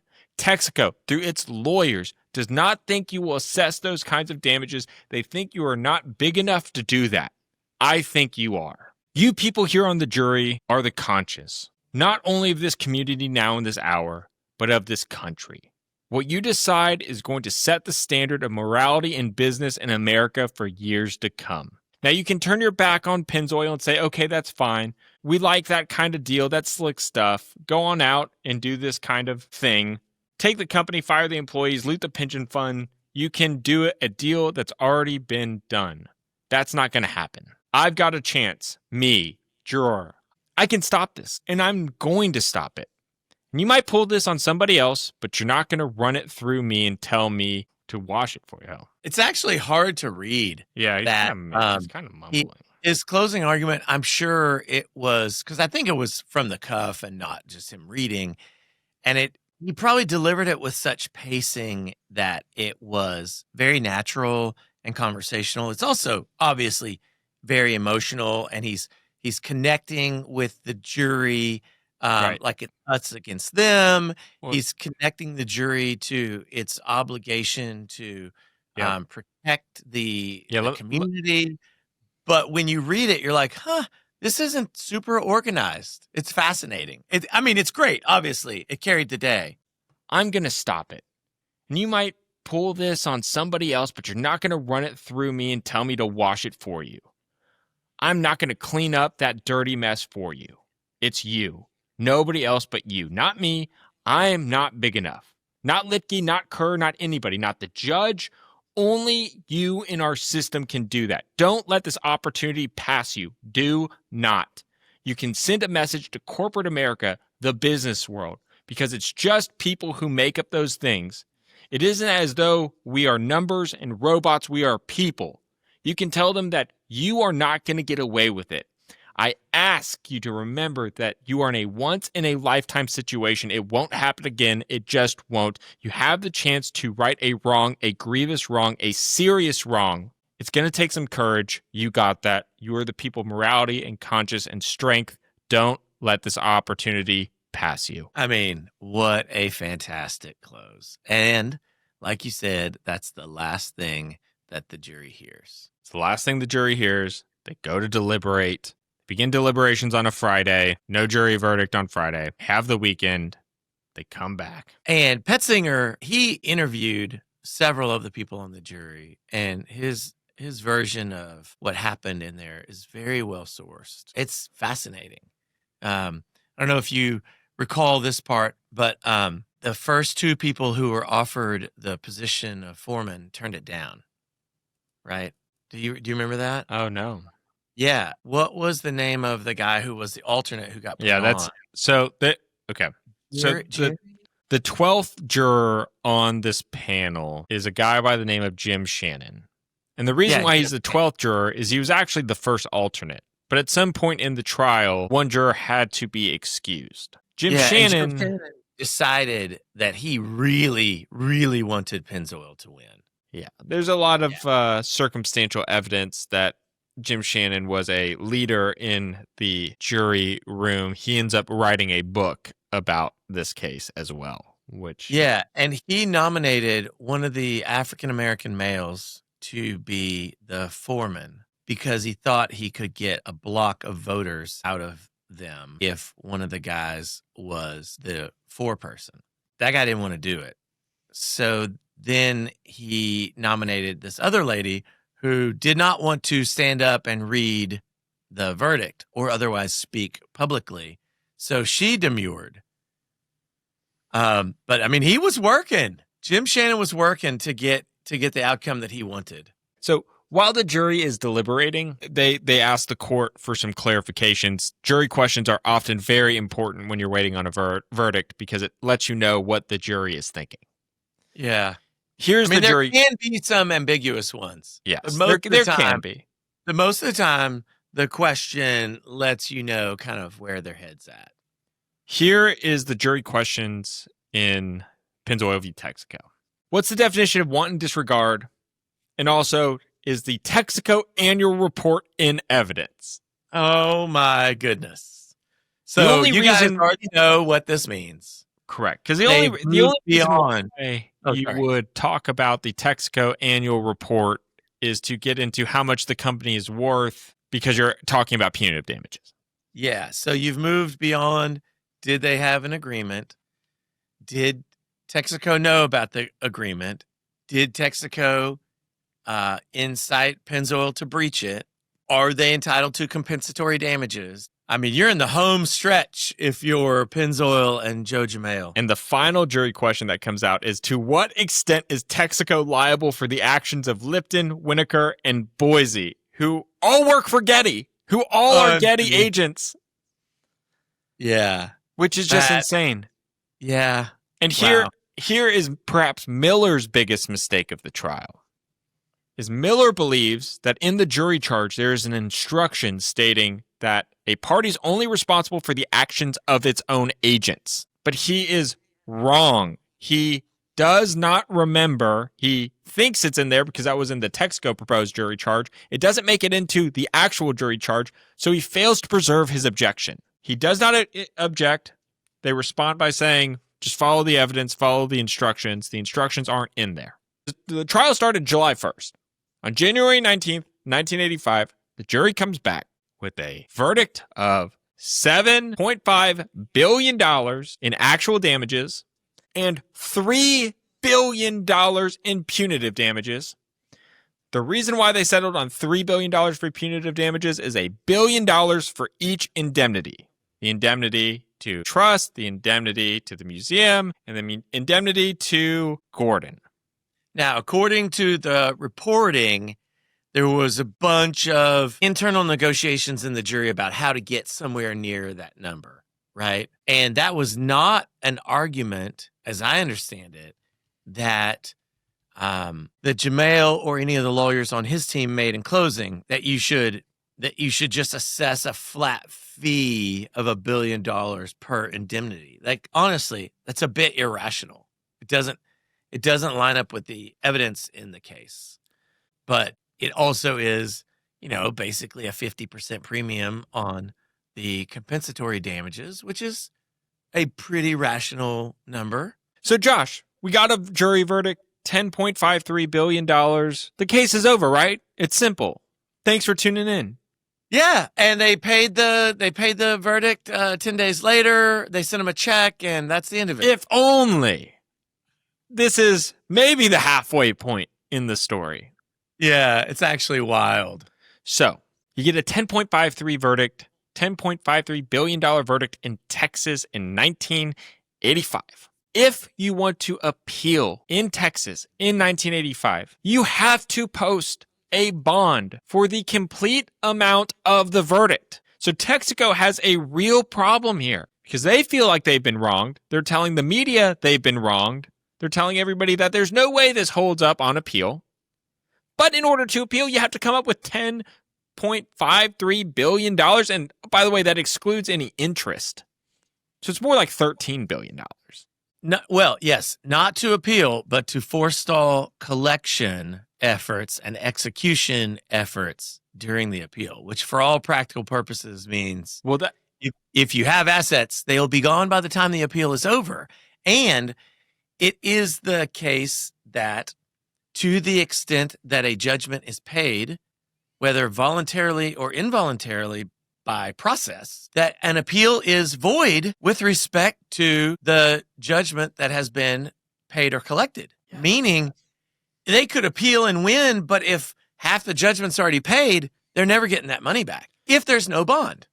Correct. Now, Josh, that won't happen immediately because on November 19th, you get the verdict. But as is customary with most trials, you have the option to ask the judge for reconsideration to knock down the verdict, to issue a new trial, grant mistrial, whatever. This hearing is scheduled for December 10th. So from between November 19th and December 10th, Texaco is scrambling. They are working on a brief to get Judge Kassab to knock down this verdict. It's not technically an appeal. You don't have to post the bond. But if Judge Kassab affirms the verdict, then you have to post the appeal. And in the meantime, Pennzoil can go and start putting liens on all of Texaco's assets. Yeah, they can start leaning but not start executing for a 90-day period from the ruling on the post-trial relief motion. So it's not like you get a ruling on November 19th and on November 20th, the sky is falling. But there is about basically 110 to 120 days where things are going to get pretty crazy for Texaco. December 10th comes, and Judge Kassab upholds the verdict. Does not cut it down, does not water it down, does not do anything. He just upholds the verdict. $10.53 billion with interest. It's closer to $13 billion. And this is the court appearance where there were financial reporters and financial analysts and runners and everywhere hanging out of the windows of the courthouse, trying to signal to each other which way the judge was landing on these issues so that the parties could make their next decisions. Yes. And by upholding this verdict, it starts the clock. Pennzoil can very shortly after this decision start putting liens on the Texaco assets, and Texaco cannot start the appellate process until it posts the bond for the full amount. Well, they can, but they can't stop the execution process. They can appeal however they want, but they can't stop the execution. In the days following this ruling, Texaco's debt situation goes crazy because all of the rating agencies downgrade Texaco's viability for debt.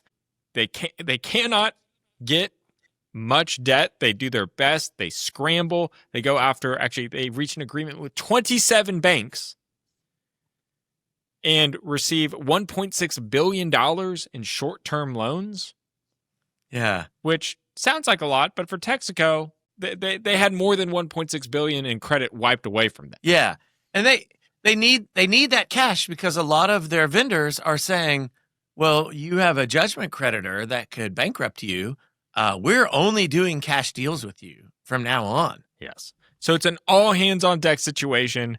The controllers for Texaco in New York are sending money back and forth to pay everything with cash. They're using cash from a refinery in Texas to pay for an outstanding invoice for a refinery in Indiana, right? It's an all hands on deck situation. It absolutely cripples Texaco's ability to operate efficiently. And there are basically, at this point, kind of 4 paths forward for Texaco because obviously they can't pay it. They don't have the money. They can't borrow the money. That's not happening. So most obviously, they could file bankruptcy. They could also negotiate a potential outcome. They could appeal if they could crack that bond issue, or they could run off to federal court and somehow attack the process. Now, I don't know if that's a good idea. Okay, but how can you? This was a state. Is there something called states' rights? I mean, this was a Texas state jury verdict in the state of Texas. Why and how could you run to federal court? You could go to federal court and say there are protections under the United States Constitution that were not afforded me in the state judicial process, and I was not protected, and I deserve protection by a federal court. Now, I don't buy that argument at all. Okay. But if a judge were to buy that argument, wouldn't you want to file in a friendly court and maybe Pennzoil do what Pennzoil did to you? So they did hometown them very well. They actually did decide to go to federal court and claim violation of the U.S. Constitution and the protections under, I think, the 14th Amendment, which was an amendment, if you recall, that was ratified after the Civil War to protect African Americans and give them more fuller citizenship rights than they had previous. And oh my goodness gracious, things got ugly. But they decided, yes, number one, we will go to federal court. And number two, we will not go to a Texas federal court and ask them to dishonor a Texas state court judgment. But instead, we will go to White Plains, New York, and we will ask a federal judge there, who we're probably all friends with, to enter an order restraining Pennzoil from collecting on this judgment while we assess whether or not we had a violation of the 14th Amendment in the underlying proceedings. So on January 10th, 1986, in White Plains, New York, federal judge Charles L. Brandt rules that Texaco doesn't have to post a $12 billion bond while it continues to fight Pennzoil in court. How do you think that makes the judges in Texas feel? I'm going to say castrated, but I don't know if we use that word on this channel, but completely castrated. So this upsets the Texas judiciary, which doesn't help Texaco's future chances in the appellate court. Texas feels like its state's rights are being violated by this federal judge in New York, in White Plains, New York, where Texaco's headquarters are. A judge who has nothing to do with ensuring that the state judges of Texas are behaving according to U.S. laws. Meaning, like, if that's a legitimate concern, bring that concern to a Texas federal judge. So, of course, Pennzoil appeals, and on June 23rd, 1986, the U.S. Supreme Court agrees to review the federal court ruling that permitted Texaco to avoid posting the $12 million bond. They didn't make a ruling, just to be clear. June 23rd, 1986, they didn't make a ruling. They just agreed to review this case. In the meantime, settlement negotiations are going on between the two sides. But there's so little leverage from Texaco. I mean, it's very hard for them to negotiate well. At this point, Texaco is threatening bankruptcy. That's their biggest piece of leverage. But they are offering Pennzoil the original deal back. They are saying that they can have 3/7 of Getty for $112.50 a share. Kherkher says no, because also during this time, 1986, 1987, the price of oil is not doing well. So he doesn't actually want to take on the deal at this moment because it might be more lucrative to just extract a settlement from Texaco. Yeah, he's drilling for a settlement now. I would love to talk about that federal case as soon as you think it's time. But it does take it a little while to get decided. Because remember, you get this, the judgment is November of 85. Judge Kassab's confirmation of the judgment is December of 85. They immediately run off to get a federal judge to shut things down. And they do get a restraining order. And this is a very important point because it actually kind of kept Texaco running for a while. It's what kept them in the game. And I think Pennzoil would say they want Texaco to be running. Pennzoil doesn't want bankruptcy. Bankruptcy is hard for them. They just become an unsecured creditor at that point. Yeah. The largest unsecured creditor, but just an unsecured creditor. Yep. Yeah. So there was a terrible flaw in the 14th Amendment federal court strategy by Texaco, and it doesn't really take long to address it. The issue is this: if you think while you're in state court that you have a federal right that is being trampled, you are obliged to raise that concern to the trial court so that they can address it in that proceeding. And that didn't happen in this case. And the Supreme Court entered a pretty short, very direct order that was in keeping with Younger v. Harris that said, if you don't raise your issue in state court, it's considered waived for the purposes of that case. Just for reference, we are now in 1987. Yeah, we are. So, February 12th, 1987, the Texas Appellate Court upholds all but $2 billion of the verdict. So now it's reduced to $11.1 billion. Very manageable. On April 6th, that is when the Supreme Court comes out with your order. So on April 6th, 1987, the Supreme Court comes out and says Texaco is stripped of its protections from having to post a huge bond when the Supreme Court rules that the company had no right to challenge the bond in federal court until it exhausted all appeals in Texas state court. Yeah, and those appeals were dead because they're raising issues for the first time post-judgment. Like, they could have said, in this particular case, Judge, we know we might suffer a judgment that we would not be able to get a bond to cover, and therefore we actually don't have functional rights of appeal, and therefore that's unconstitutional because we should be able to appeal, and so we're entitled to some relief. I actually think that might not be crazy. Like, I think that might have possibly worked had that been raised early on. I just don't think it's nuts. I'm not saying it would carry the day, but yeah, I don't know. So that's April 6th. That's a doomsday scenario. April 8th, all of the funding, all of the credit from Texaco is effectively wiped away. They get cut off from all of their short-term lines of credit. There's some brief negotiations between Pennzoil and Texaco in the following days. Nothing substantive happens. And on April 12th, 1987, Texaco files the biggest Chapter 11 bankruptcy in history at that time. Yeah. The scale of businesses and business collapses have obviously gotten a lot bigger in the intervening 38 years, but that was the most colossal bankruptcy to date. So while Texaco is facing imminent bankruptcy, I think we need to mention a corporate raider by the name of Carl Icahn.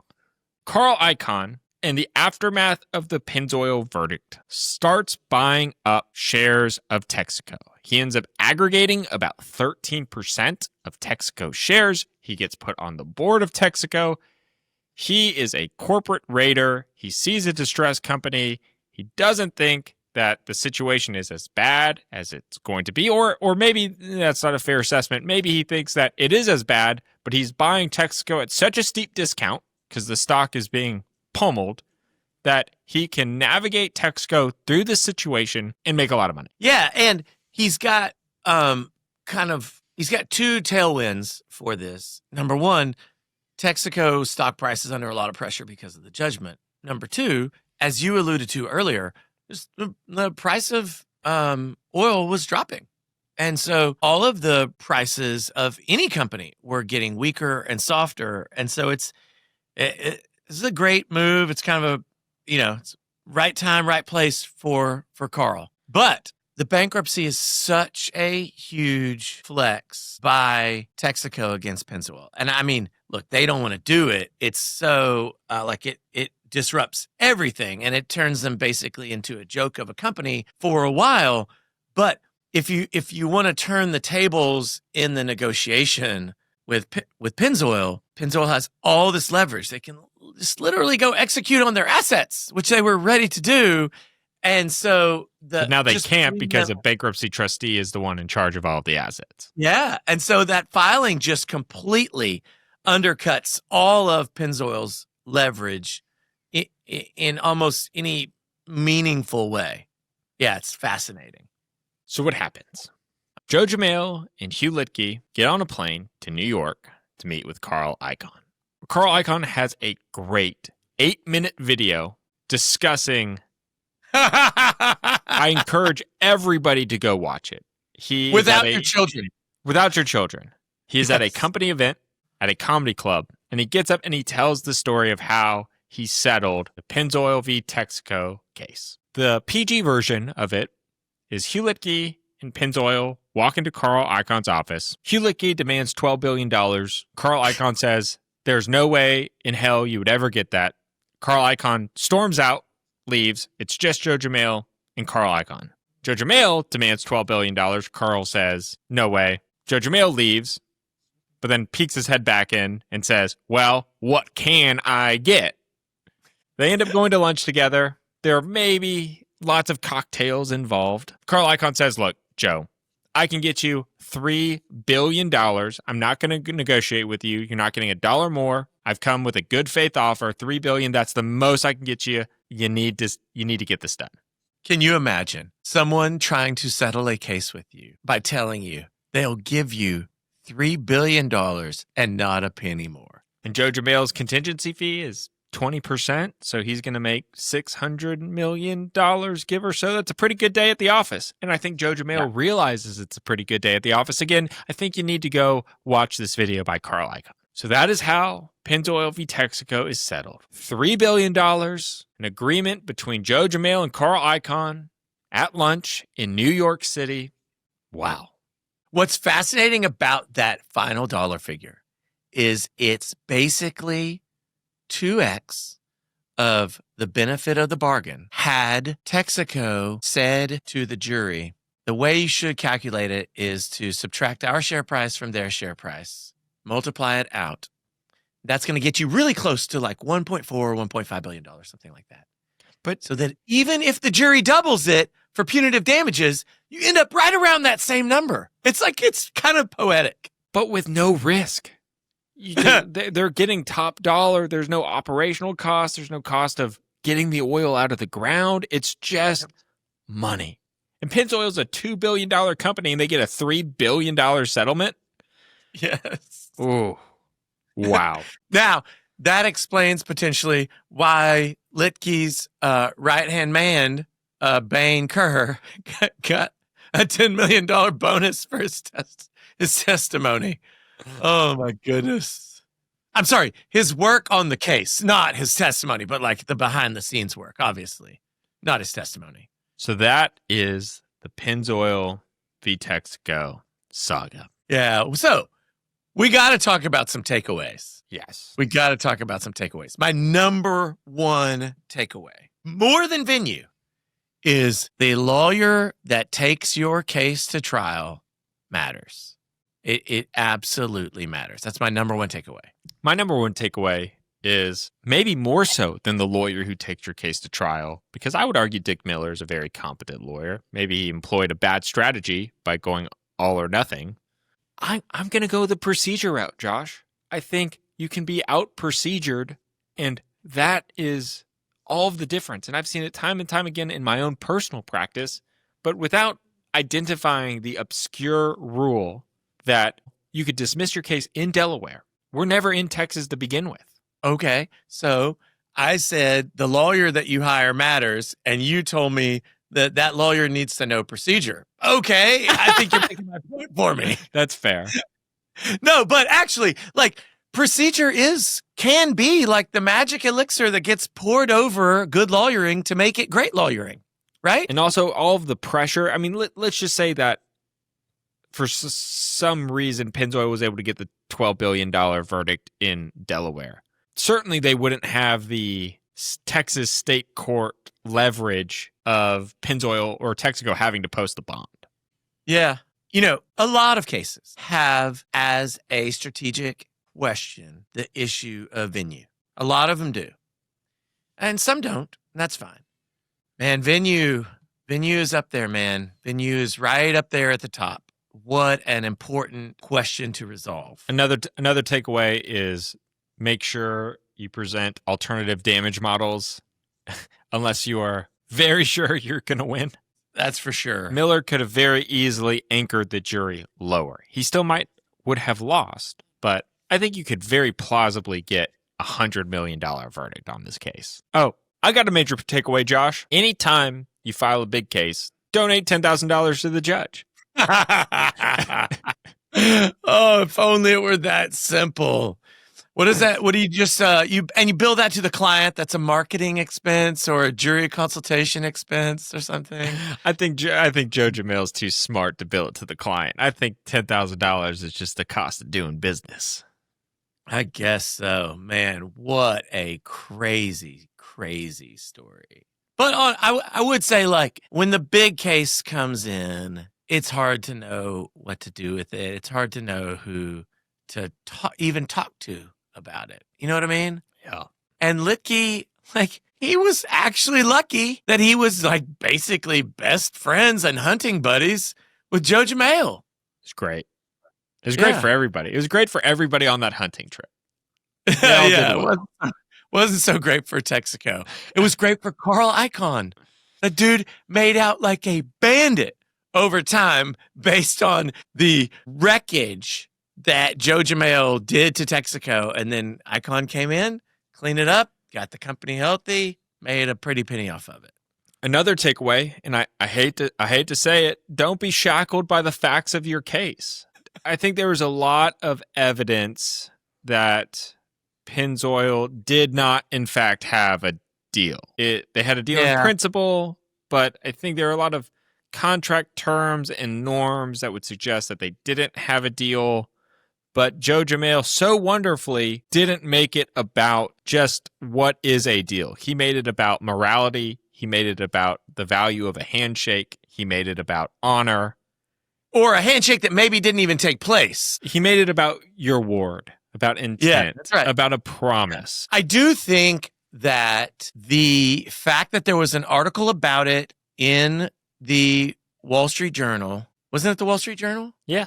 Saying that there was a deal or a deal in principle was a huge fact. But even bigger was Getty's own lawyer going to court in California and saying there's been a deal. And that's tough. And they also elicited some good testimony that lawyer wasn't lying. And also, you parlay that with the fact that the Getty board and Getty agents are extremely unlikable to the average person. You take into account the Civil War, them trying to oust Gordon with malicious means of recruiting a family member to get him out of the trust, backdoor dealing him. It's not a great look. When the jury, it doesn't matter if you're right or wrong if nobody likes you. Other point is the investment bankers, their entire job is to get deals done. They invoice once they get a deal done, and that banker sent an invoice after the Pennzoil Getty handshake. That's a big deal. Oh, yeah. It was interesting. I really enjoyed learning about this case because you just, without knowing the details, you just think, wow, this was a case over a handshake, and they got $13 billion. But there was so much more that went into the story. Well, they ended up with $3 billion, so boo-hoo. But I think we're at the point in the episode where you tell us all, what case are we doing next? That would be great if we knew it. Ha ha! We'll probably edit this line out. Yeah.